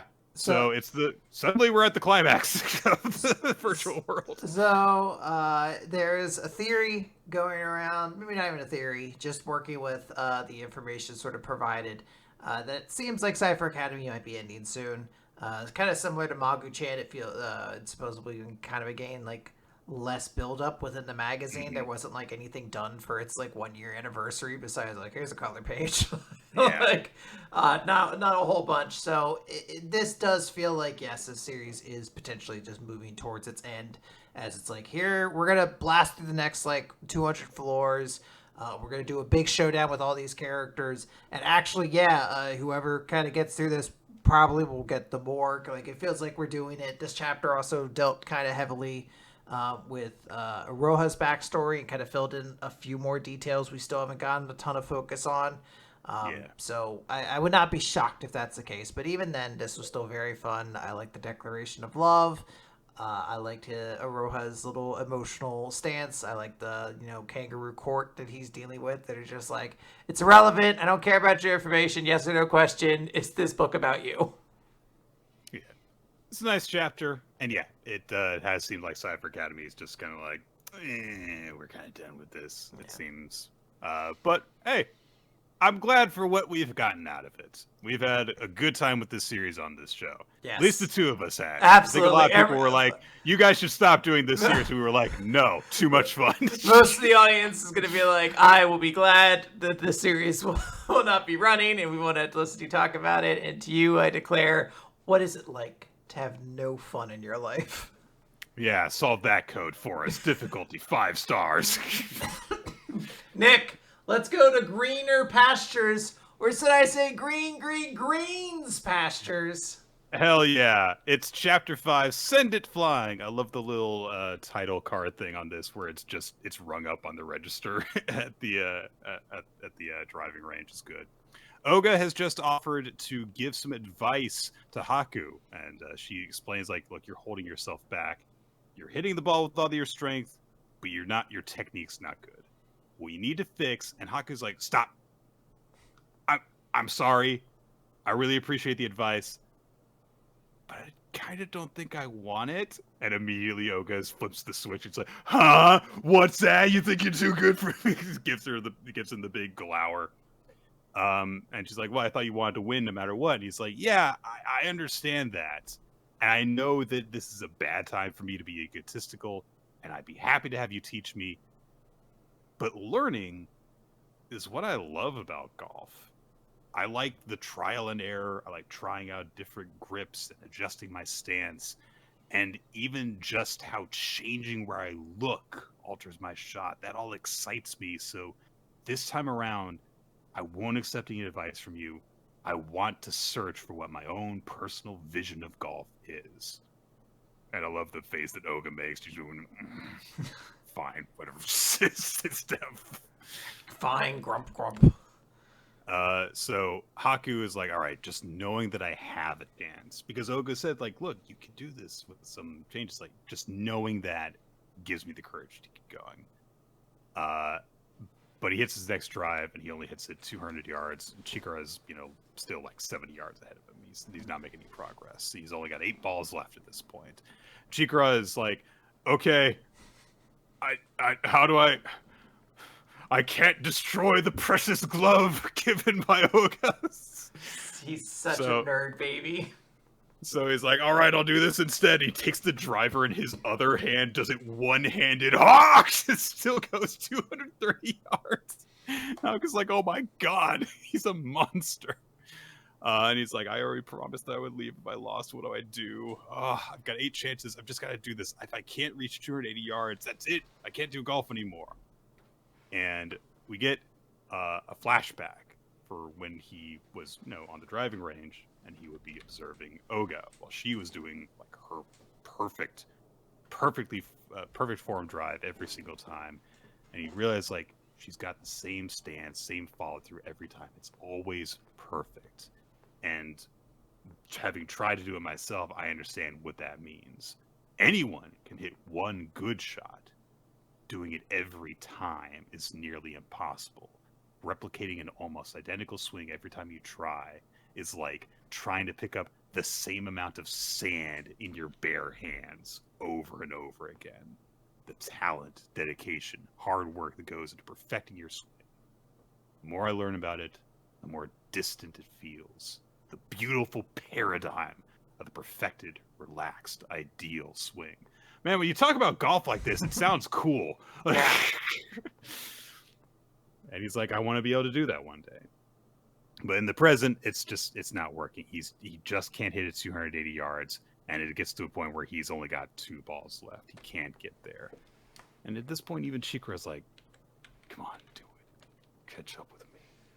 What a good guy. Yeah. So Oga is thinking to herself while she's just hanging out nearby on a laptop. She says, I could tell from the first time he hit a ball, my swings have been influencing him. And he might not even realize it, but it's common for people to try to imitate the styles of long hitters, skilled golfers, but that causes their own swings to be over-exaggerated. And that's why I wanted to make things right. But he fucking turned down my offer. Fucking and now Haku's starting to feel regrets. It's like, maybe I shouldn't have done that, but I don't have any other choice. I've got to find the answer for myself. So Oga gets all frustrated, and she gets up, and she grabs a driver and just struts off. And I was like, what's she doing? And she's like, fuck it. Why am I worrying about him? I'm wasting my time. I can do it if I want. And if you notice, you notice. And if you don't and die, you die. I love that. Little dramatic. And if you don't, you die. So Haku observes her as she takes her stance, and she goes up with her backswing. And Haku's like, yeah, right there. You hit it. And then she goes further back and hits it, and she slices the ball. And I was like, huh, you don't usually do that, Oga. That's really rare for it to happen to you. And Oga just says, yeah, I shouldn't have tried something I'm not used to. Anyway, go back to work. And she leaves the contest entirely and actually goes back to work. Yeah, she's done. So everyone's like, what? What was that about? Huh. But Haku has a look of revelation on his face. The ultimate manga character has realized something where he's, pinching the shit like. Oh, yeah. So he goes back to the tea. He just is blocking everything out now at this point, and he's focused on the head of his club. And Oga is thinking to herself when she returns to the register, and I love the really tiny detail. She's putting on her customer service face while her mind is elsewhere. And that's illustrated by like a ghost being next to her. Which is like, oh yeah, I'm smiling, being nice. I'm really actually intently thinking about this. But she explains mentally, you shouldn't be trying to imitate my swing exactly because of our difference in height. The backswing is like the approach run. You've got really long arms, so if you time your swing to match mine, your approach won't be long enough. If you pull the club back as far as I just did, you'll probably be okay. But he's only got 2 chances to do it, so who knows if he can actually do it successfully. He's like, look, he's tall, he's muscular, those are his big strengths, he's got those long arms.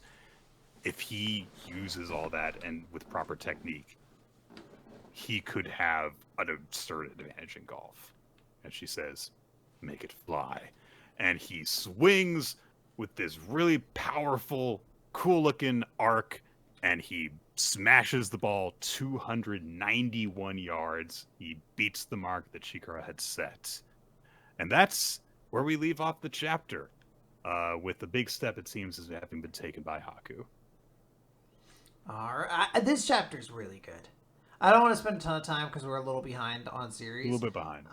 But this was really, really well done. Like, I'm constantly kind of like amazed at how much I enjoy the series, but also just how talented the author is here. I'm trying to get their name. Oh God, of course it's the one that's hard to read. Terasaka. Kento Terasaka. Yeah, Terasaka. Yeah, Terasaka. They did Beast Children before, which we kind of liked, and then eventually we were like, actually, this is kind of boring. Like, we didn't vibe with it after a while. But this is, like, stunningly good in quality at times. Like, the way it is executed, the way, like, paneling is done, the way they, like, progress themselves through a chapter. I'm just constantly impressed with this series. So, yeah, really, really good chapter. Mm-hmm. New Exorcist. Time to be just as impressed, Nick. Chapter 32. Is this really the time to be doing something like that? Reading New Exorcist, is this really the time? But I'm going to actually try and blow through this because this is a weird, meandering chapter that takes a lot of time to do a bunch of nothing. Yeah. There is a conversation that happens between Nue and her follower person. Doesn't matter. They just say like, "Oh man, it'd be bad if there were spirits there." Okay. They reunite with Shitatsu. Okay. They head into the town. Suo makes a comment at Gakuro because Shitatsu's like taking control and has done a bunch of stuff for them, and so it's like, you better not start feeling bad about yourself, Gakuro. Oh man, Shitatsu's doing a good job like a captain would, not like me. Just immediately goes in one ear and out the other. He starts hating himself. Cool. They come across a guy who is very badly injured, some sort of exorcist who has been stationed here, who's lost an arm. He's bleeding out. So immediately, Gakuro does a good thing. He takes his jacket off. Where did they get that? He's got 2 shirts now. He steps forward and he uses it to try and bind the guy's wounds. And Shitatsu instead is just focusing on getting answers out of the guy. Like, hey, what happened? Was there an attack? What kind of enemies are we up against? The guy's like, oh, there were like 30 level 2s, which at this point, again, it's like we've had no like actual understanding of how powerful these things actually are. You're just saying numbers and we're supposed to treat it, whatever. So Gakuro is still trying to care for the guys. Like, I've got to, make sure that he's okay. Give me 3 minutes to make sure he's okay. And she just like, Do you know how important the object is that we're after? It could lead to Nue's resurrection, which means it'd also be bad if the other Hyos got it. So why are you helping him then? Why are you helping this guy? Do you understand how valuable the 3 minutes? Did I just hear myself say 3 minutes would be if we were wasting them on saving this guy? And Gakuro's like, I want to save people. Fine. And she stomps off, and the others are like, what should we do? And he says, I'll catch up. You go with her. Okay. Yep. He helps the guy get to a bed, and then there's something in the guy's pocket. It's a little person who's got, honestly, kind of not a little person, Nick. A little sexy lady. I assume that it's a lady, because, like, of course Gakuro meets a new cute girl. Why not? Maybe not. I have no idea. I just saw the haircut and assumed this was another harem character. I was like, I don't know, at some point. They are androgynously coded. Anyhow, so they introduce themselves as the spirit Karasu Tengu, and they've got, like, sleeves that look like crow wings and also a bird skull half mask thing. And immediately it's like, this is my introduction chapter. I'm going to act really obnoxious and stuff. This is all about me. It has nothing to do with Gakuro's, like, thing over, like, trying to value the life in front of him instead of the big picture and stuff, which is a big thing, which is now a source of conflict between him and Shitasu, whom he just had a conflict with. Anyway, he immediately gets back with the group. Where's that guy who was bleeding out? I guess he's fine now. So he gets back with them, and now he's got this spirit hanging out on his shoulder, and who is like, oh, you should form a contract with me, Lord Gakuro. Okay, so a new contract. Cool, new spirit contract thing, which he can also do, in addition to what he's got with Yue. Karasu Tengu looks at Shitasu and is like, she's really cute. Who is that? Oh, my sister. Sister? Ain't that pretty freaking awesome? He's like, is she related to you by blood? I haven't even told you she's not related to me by blood. The Tengu's head explodes. Not like in a joke way. They're dead. Shitotsu pokes the spirit in the eyes for some reason, and she's like, I have guarded the village since ancient times. There hasn't been an intrusion in several hundred years until now. We protect a tool within the village. All right, we gotta go and get it. No, you don't understand. There is no one of special rank class among you, and there is a level 3 spirit here. And then a bunch of level 2 spirits show up, and they're like, oh, level 3 is way better than a level 2. You must not encounter it. It's super scary and stuff. Okay? And also the captain from the 4th squad is, like, on its way. Okay. All right. It goes everywhere and manages to not make any progress in any direction. Yeah, I don't have a ton to say since we're really trying to speed through this. It seems like we're going to get some action stuff, which should be better than the other stuff. The last time I was kind of enjoying it was the Shiroa Gakuro fight. I was like, there's something here, so I'm hoping it's a little better. 2 on Ice, Chapter 14, A Merry Christmas Before the War. Suddenly becomes Cipher Academy. Anyway, so Hayuma's going over to Kisara's to hang out on Christmas Eve. We get, an explanation of, like, this is kind of like a weird thing because, like, it's very popular with couples. So a girl inviting a guy to be by themselves for this, but it turns out it's so that they can watch the Japan Figure Skating Championship. Aww. Okay, we get a big explanation of, like, how this is, like, a really big deal at this time, and Hayuma just kind of goes in and, like, sees that, like, Kisara's got a big house, so just like, wow, her family's loaded. Okay, and Hayuma, I think, is mystified by her use of the OK Google app. I think. It's supposed. I thought it was supposed to be that she was trying to be smooth and, like, just, like, casually use the remote, and then she's like, "Oh wait, shit, I don't have." Oh, she can't find the remote. Yeah, she can't find the remote, so she's like shy. Google, just do it. Anyway, so they're watching the TV, and the big thing that we get to go over is just, like, the top pairs in this group. So there's Uni and Kotaro that they met in the last chapter. Kotori Miki, who is around their age, as in Hayuma and Kisara's, and her partner is older. He's in his mid-20s and kind of has a older brother kind of vibe. He keeps her in check kind of thing. Then there is Sei Hata and Shoji Ayami, who are, veterans in the group. They look like they're gonna, make the Olympics and stuff. And then, of course, there's the twins, Natsubi and Natsuya. And so we get this really kind of hard to follow splash page of the pairs performing and everything. But after they perform, Hayuma's like, oh man, after seeing that, like, I really want to practice. I'm all fired up and stuff. And Kisara's like, yeah, I kind of feared that this would happen. It's only 4:30, and that's why I asked you why you were free the night of Christmas Eve, because I actually booked a spot at the rink so that we could practice together. So they go to the rink together, and she's like, hey, it's been a while, but yeah, let's do some side-by-sides. And she invites Hayuma to be like, hey, let's try, a triple axel together like we tried before. And Kisara kind of like does manage to just do it and catch herself, but Hayuma cannot do it at all. He stumbles way earlier than Kisara does, and he's like, wait, what? I can't do a triple axel. And Kisara explains like, well, yeah, you bulked up. You're not, as small and light and not able to do spinning jumps anymore because of that. But you're better for pairs now because you're more muscular, so you can do lifts and stuff. And she just explains like straight up, like, the physiques you need in order to do jumps and to perform in pairs are contradictory. And you're still building up your body. You're just going to get heavier with time. And that's why it's harder for men in pairs to do high difficulty jumps. And then Hayuma realizes that's why they're worth more points, is because they're harder. So, but because of that, they're like, that's like our goal. Like, if we can actually become a really good pair and do skating and stuff together, that's why no one's ever done a double, triple axel before in a pairs competition.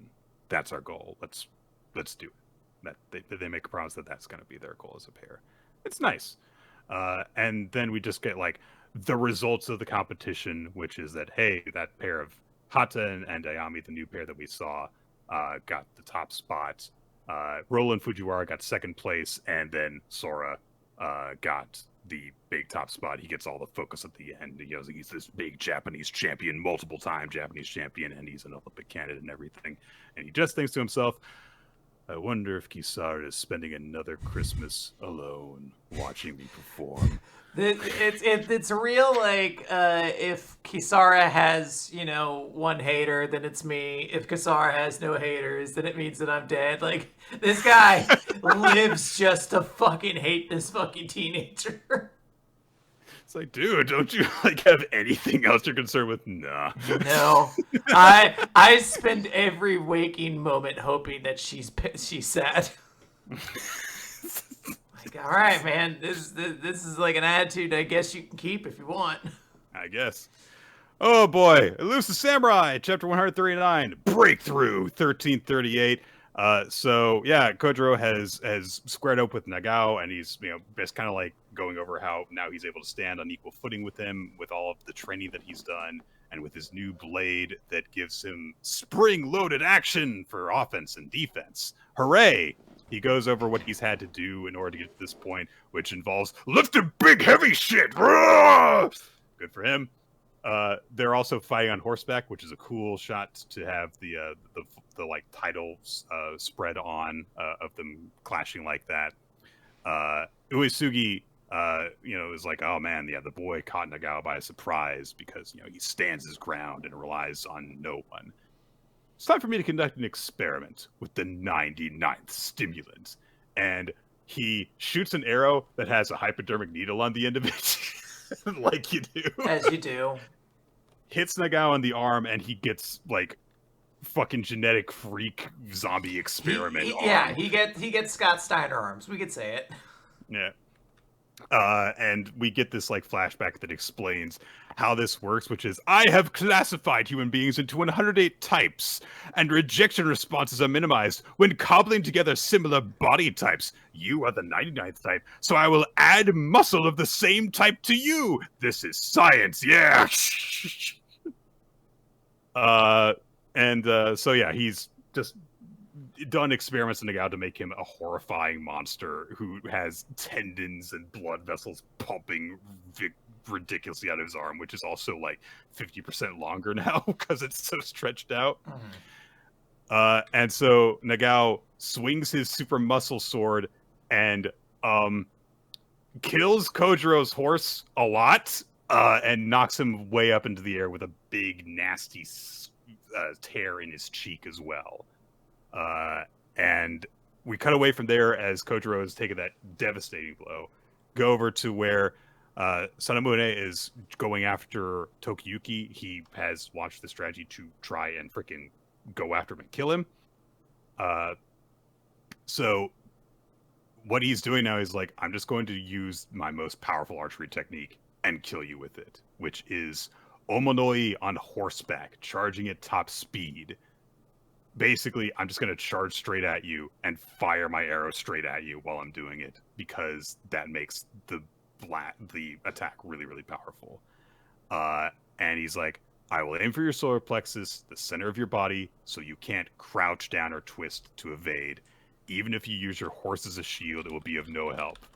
And another horse dies in this chapter as he shoots through Tokiyuki's horse's skull and spine and directly into Tokiyuki's chest. It doesn't hit him completely dead on. It goes seemingly into more towards his side, but it's obviously not a good blow to take. Yeah.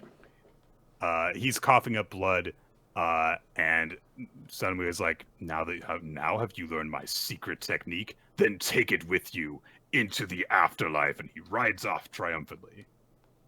But somehow, this is a moment of triumph for the good guys, because they have gotten their opponents to unleash a secret technique, and if you can overcome that, then it's good. And Tokiyuki is just unconscious on the ground. But Kojiro, even though he's been knocked into the air and he's got a big nasty cut in his cheek, he's like, all right, I live, bitch. Now I know your technique and I'm going to kill you. Yeah. I do like the idea of like, oh, it's actually very cool when you see and survive their technique, because now you've overcome the best they have to offer. You can become a warrior. It's cool. It's nice. Now you can be a blue mage. Yeah. So we'll get some cool stuff there. It was a solid chapter. We're gonna move on to Akane-banashi, the story 92 speciality. Yeah, it's a nice cover page of Kaisei hanging out with kitties. Yeah, look at that. Yeah, he's sleeping. Yeah, aren't we all? Who's the fun guy behind him again? It's Kaichi. Kaisei and Kaichi? Damn. Kaisei and Kaichi, yeah. Damn, I'm never gonna remember that. Zenmai is who we actually start the chapter with, and he's like, it's me! The person who got the selection round recommendation, Zenmai Arakawa! And Akane's like, why are you talking like that? I just thought you might have forgotten about me. We get a very helpful diagram of like masters and students in this shot. Like, hey, just so you know, like who's master and everything. Yeah. It's good. It's good to have this. Let's see. So we establish that like Master Taizen, since he became a member of the Arch 4, he's never given out a Futatsume recommendation. So, Taizen has left the meeting that he's had with Chocho and Akane and Karashi and Asagao. And Chocho's like, yeah, what did you think of him? Akane's like, yeah, he's kind of freaky. But Akane also says, he's got the same vibe as my master and Ani-san's. So if I want to keep advancing, there's only one person I need right now. I want a recommendation from him. And it's like, yeah, okay, yeah. So Karashi and Asagao kind of like, it was like, yeah, duh, obviously. And immediately, like, the three of them are, like, arguing with each other, like kids, which is fun. And Chocho's kind of just, like, observing them for a second. And he's like, all right, that's enough. We got to practice your stories now. So he approaches Karashi first, and he's like, you got the go-ahead, right? And he says, yeah, it was a special exception. So he's like, all right, you're going to learn one for show, and you, little lady, I'm going to teach you Tanuki Dice, which is a story we are told where a man saves a Tanuki, which repays its debt by transforming into a die to help him win at gambling. An animal type, Zenza-banashi. And Akane's like, I haven't learned this one before. Okay. So, then Judge is like, all right, so do you guys know what a specialty is? It's like Ransaika Anigo and her Akane-banashi, a story that becomes synonymous with the Rakugoka. It's kind of like your ultimate attack. Yeah, all right, I get it. Akane, it's about time you learned the Kamehameha. Yeah, A story about Tanuki. You got to use your domain expansion, where you turn into a Tanuki dice. So, as a result of, Chocho having heard from Asagao about how, Akane's been learning all these animal stories because of her Tanuki suit play, and also because of the way that she won at Shohan with them, he's like, yeah, I kind of think that you might have a lot in common with me. And if you perform this story, I know it'll be a hit. So Akane's like, oh, so you think it could, be my specialty? But Chocho just says, it all depends on you. You up for trying it? And she's all excited over it. So we get a montage of Akane just kind of living life for a bit. She goes to see the red pandas at the zoo and is like, Tanuki, I'm gonna get the Tanuki mindset. And she's also she's walking around. She's got a die in her hand. She's like, I've got to memorize exactly how it feels so that I could visualize it with my eyes closed. And while she's closing her eyes to visualize, she walks into a pole. Yeah. It's very fun. It's like, visualize the evil vehicles. Wham! Ow! Ow! And she's like, yeah, I'm comfortable with this type of story. I can feel it sinking in. And so she meets up with Chocho and is like, all right, how's it going since the last session? Let's see you perform. We cut ahead past her performance. What do you think? Yeah, I'm kind of amazed. And the kind of like, ha! Maybe you're not liking me at all. He's got this big, ogre grimace on his face. And the guy's like, well, you said I was like you. It's like, you are in a way, but it's like this. I think you're crazy off the stage, but you're dead serious when it comes to Rakugo. The guy's like, is that a bad thing? No, but it's not enough. You're not even using half your ability yet. So Akane is really struck by that. But we cut away from that, leave that there for this chapter. And we see the fourth master, the fourth member of the Arch Four that I don't... Look, I've got... Afro guy! He approaches Taizen, who says nothing to him. He's like, saying nothing to your master, huh? I was gonna say, I know this character has, I think, talked, but I do like that he's just like, nah. Last chapter he talked, yeah. So he's like, yeah, so I heard you're appearing in this event for this Asagao guy. Fine and good. You're one of the Araka Arch 4, even if you're below me in rank. I'm proud of you. Not proud of my current apprentices. If I told them to put braids in their hair because they were boring and it didn't help them. His two apprentices are the guy who didn't impress at the New Breeze event, and also Zenmai, who didn't impress in the competition that Akane and Kaichi were in. And he's like, yeah, they've been coming behind Shigama's students. And I can't have that. My teaching ability, my dignity as a master is inferior to a man who can't even produce a single Shinichi. I heard that Shigama's new girl is going to be in this debut event. I heard she might want a recommendation from you. Do not give a recommendation to one of Shigama's pupils. He needs to be punished. This is a master's order. You must obey. Ooh. So this guy might not be he's a jerk. Him and his whole fucking, all of his students are fucking little weenie douchebag losers. So another obstacle rears its head because hey, if Akane can't get a recommendation from Taizen, she's gonna have to wait for a while to get one. So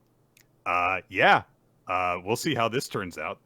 We're getting a little bit more into the politics between the different members of the Arch 4 at this point too. Yeah. All right. That is that. So let us wrap this week up, Nick, by talking about One Piece chapter 1102, Kuma's life. We even get a cover page with Bonnie as she's eating hot dogs that are being meticulously crafted by ravenous wolves. What a suggestion. Mm-hmm. So we're in the flashback still, in Kuma's flashback, though it does seem to be the end, as Bonnie has started her pirating career. And one of her crewmates is like, this is it, Bonnie, Kuma's got to be on this island. She's like, don't call me that, call me Captain. They're like, okay, Captain, but like the Navy's on here. And she's like, nope, let's do it. We're the dreaded Bonnie Pirates. What a kid. Yeah. The Navy has, an order to arrest her crew. The reason being, like, they were told, oh, she leaves the injured, seniors, and children. She hurts the elderly and babies, basically, is what they were told.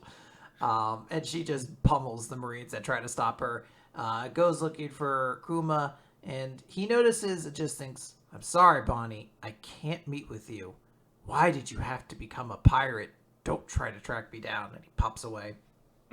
Later, Bonnie's on her ship, and she's really upset. She's like, why wasn't he there? And I think it's Gyogyo, I want to say is this guy's name. It's one of the members of her crew. It's like, hey, look, we're all pirates now. So, like, let's just take our time searching. She's like, okay. And then while we're out searching, we can look for Nika, too. And that way, when we find Daddy, I can tell him, hey, I saw Nika over on that island. Very, very cute. On that cue, flash over to Luffy. He has defeated Arlong, gotten his first bounty, and become known to the public at this point.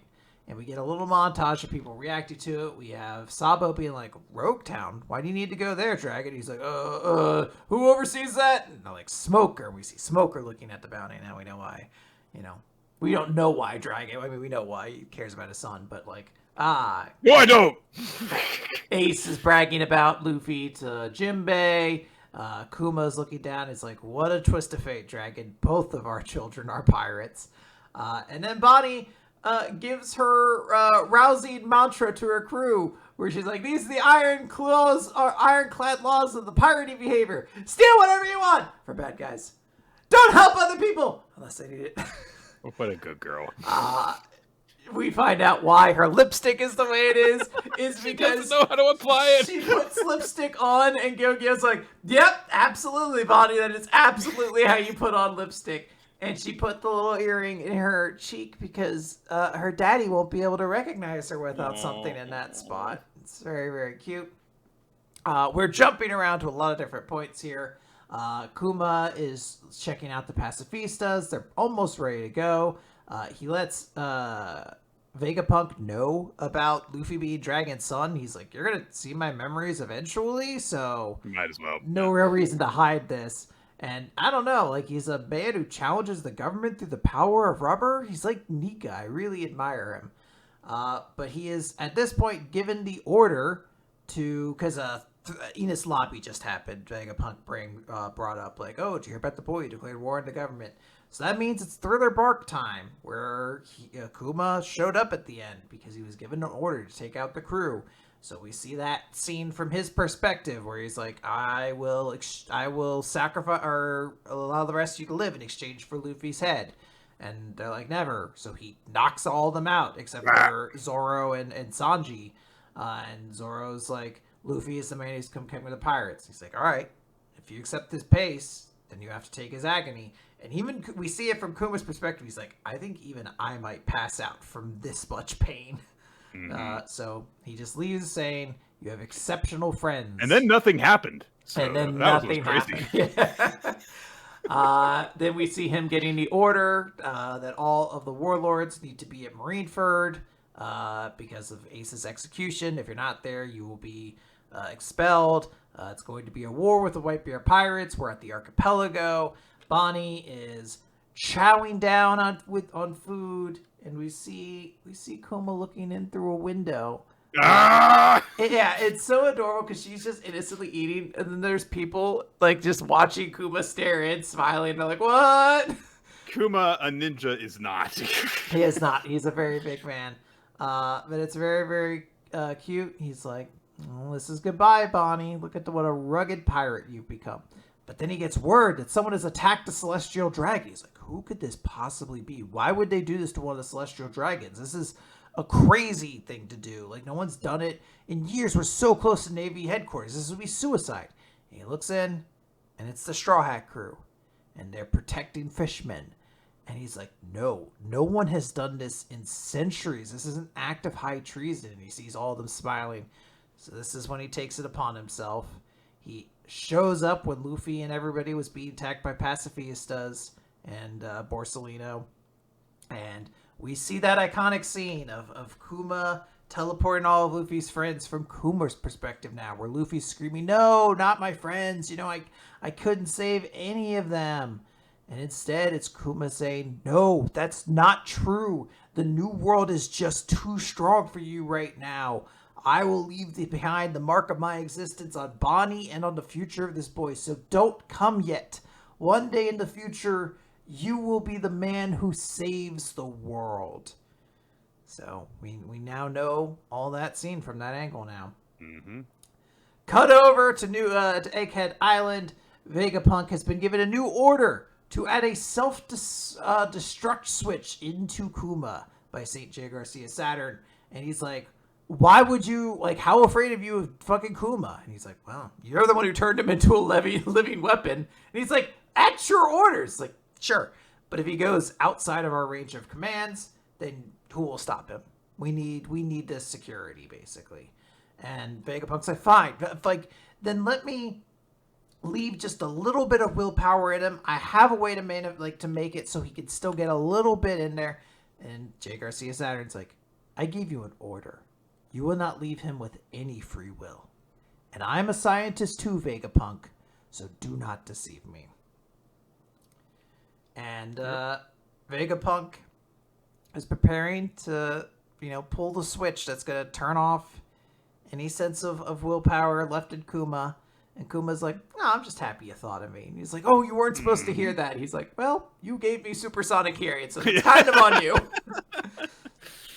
And he's like, all right, this is it. We're going to flip the switch, and they're kind of reminiscing at this point a little bit. Like, it's been a while, but I've really got to enjoy our time together. And so, your first mission's going to be against the Whitebeard Pirates and all that.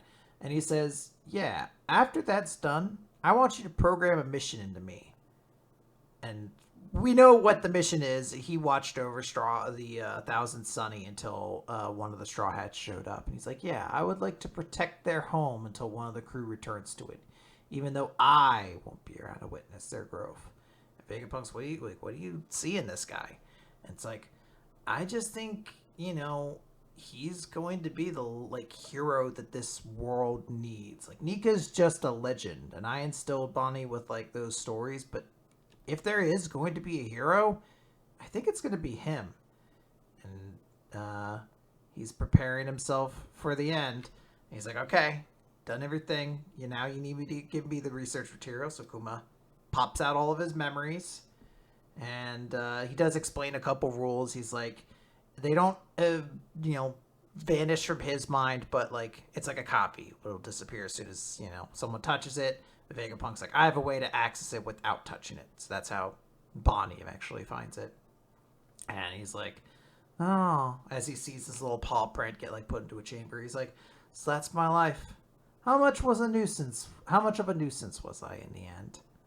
And Vegapunk's like, what is life but a series of nuisances? We see this montage of Kuma running throughout his life as it's being spliced with images of people, his parents, Ivankov, Ginny, eventually Bonnie, Dragon, Vegapunk, all of these people who are calling out to him in these different ways.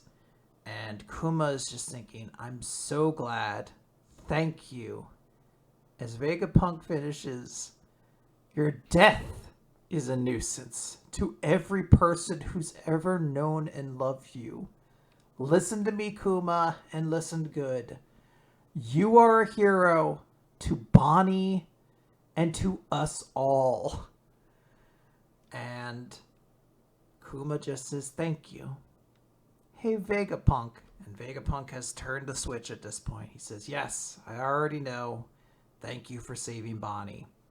And we end with a little message as Vegapunk is turned on. His consciousness is gone. His willpower is gone. He is just a machine. The text goes through. If you should see Bonnie, would you pass on a message from me?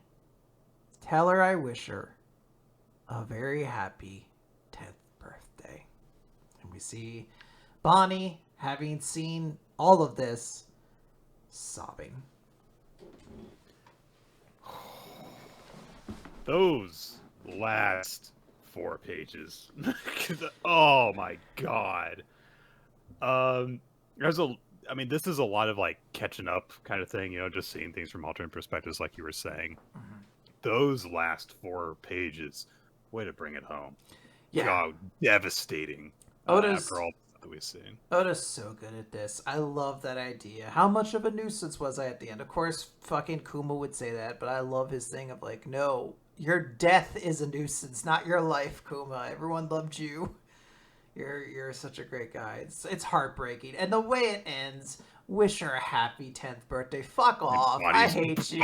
Bonnie's bawling her eyes out. That was me. I sobbed during this chapter. If you know my rule, it's already chapter of the week. I don't have to go over it. This is such a fucking heartbreaking ending. But goddamn was it good. Oda's so good at this stuff. Yeah, absolutely. No disputes for me. There were a lot of really nice chapters this week. But this, sorry, Cipher Academy. The declaration of love between the 2 besties, and no. Fuck, get out of here. Yeah, look, there was a lot of really, really good ones. Excuse me, but only one of them hit me in that emotional way. Like they were like it wasn't even like there wasn't even emotion this week. There was so much emotion, but fuck, One Piece just knew how to kill it. Absolutely. That is going to do it for Weekly Manga Recap, guys. Oh, we have to give our favorites, or our MVPs, right? Yeah, let's do that. MVPs, what do you got for me, Quinn? It's going to be Kuma. I don't know what else it can be. I understand. I'm going to give mine to Sieg. Okay. I thought that just his, bonding with Anya, showing, how his approach to like getting her to take a joy in learning and stuff, and how much it means to him to be able to do that. It's so sweet. I could not believe how sweet this chapter was, and it's from Spy Family, which is regularly very sweet. So I was like, oh. So that's it for me. Yeah. The audience, by the way, agreed One Piece and Kuma as the character and chapter of the week. Good stuff. Now we're done for the year for Yes. Weekly Manga Recap. This is our final regular episode. We are hopefully going to have a bonus one ready to go soon. But other than that, this is our last regular episode. We are also off of having regular chapters next week. But it'll be time for the annual Manga Recap then. So we'll go over some of the stuff that happened this year, some of the stuff that we covered, and we'll see if Nick remembers anything that happened at the beginning of this year. Yes. I do not. So that's going to do it for us, guys. By the way, again, just as a reminder, because we're doing the retrospective next week, this is a good opportunity to either join our Discord or in lieu of joining our Discord, make sure you're following our Blue Sky accounts, essentially our Twitter accounts. Those are now available without creating an account, so you should be able to view both of our accounts without a Blue Sky account now. We are going to tweet out where and when those polls will be available, or in the Discord, there will be a notification that'll sort of pop out to let you know. There are still some supplementary polls, I think, finishing up that are doing like eliminations to kind of narrow down finalists. But after that, this is going to be a great opportunity if you want to like say like what were your favorites this year? What are the ones you really want to stand out? Get that audience pick. That's the time to get in and get your vote in. So definitely make sure you're around our Discord or again our Blue Sky accounts, which I believe are linked in the episode description. They're also, I think, that's just the same as what our Twitter accounts was, just pretty much on Blue Sky. And we want to thank Ninja X3i for organizing all that stuff, as ever, doing stuff that we don't have the attention spans to, basically. Thank you so much for that. There's going to be some fun times next time, especially in some of those sillier awards, which I do really like doing. We will have all that available for you guys here on twitch.tv/RoloTs, where we'll stream it next week, same time, same channel, 7:30-ish to 8 p.m. Eastern time is when we'll begin. You can check out our past episodes on weeklymangarecap.podbean.com, youtube.com/weeklymangarecap, the podcasty type sources like iTunes and Spotify. The video version of the show, we have an introduction that was wonderfully done and animated and scored for us by Wednesdaydale Cheddar and Milo Jack Stillitz. And also we occasionally get title cards done on those, which are done by Steve Mann, whose artwork you can check out wherever busty women can be found in illustrated form. I was going to say, not everywhere. I mean, you can find them a lot of places. You could find them at strip clubs. You could find them in the exit room of the breast augmentation factory. I guess that's not what they called them, but, you know. Or at the entrance of the breast reduction factory. Yes. Yeah. Now that you got me there. God. Feel bad about that one. Thank you all for joining us. We will see you next week. Have a happy New Year, everybody. Yeah. Da, da, da, da, da, da, da, da, da, da. I don't have the time for the rest of it. Bye.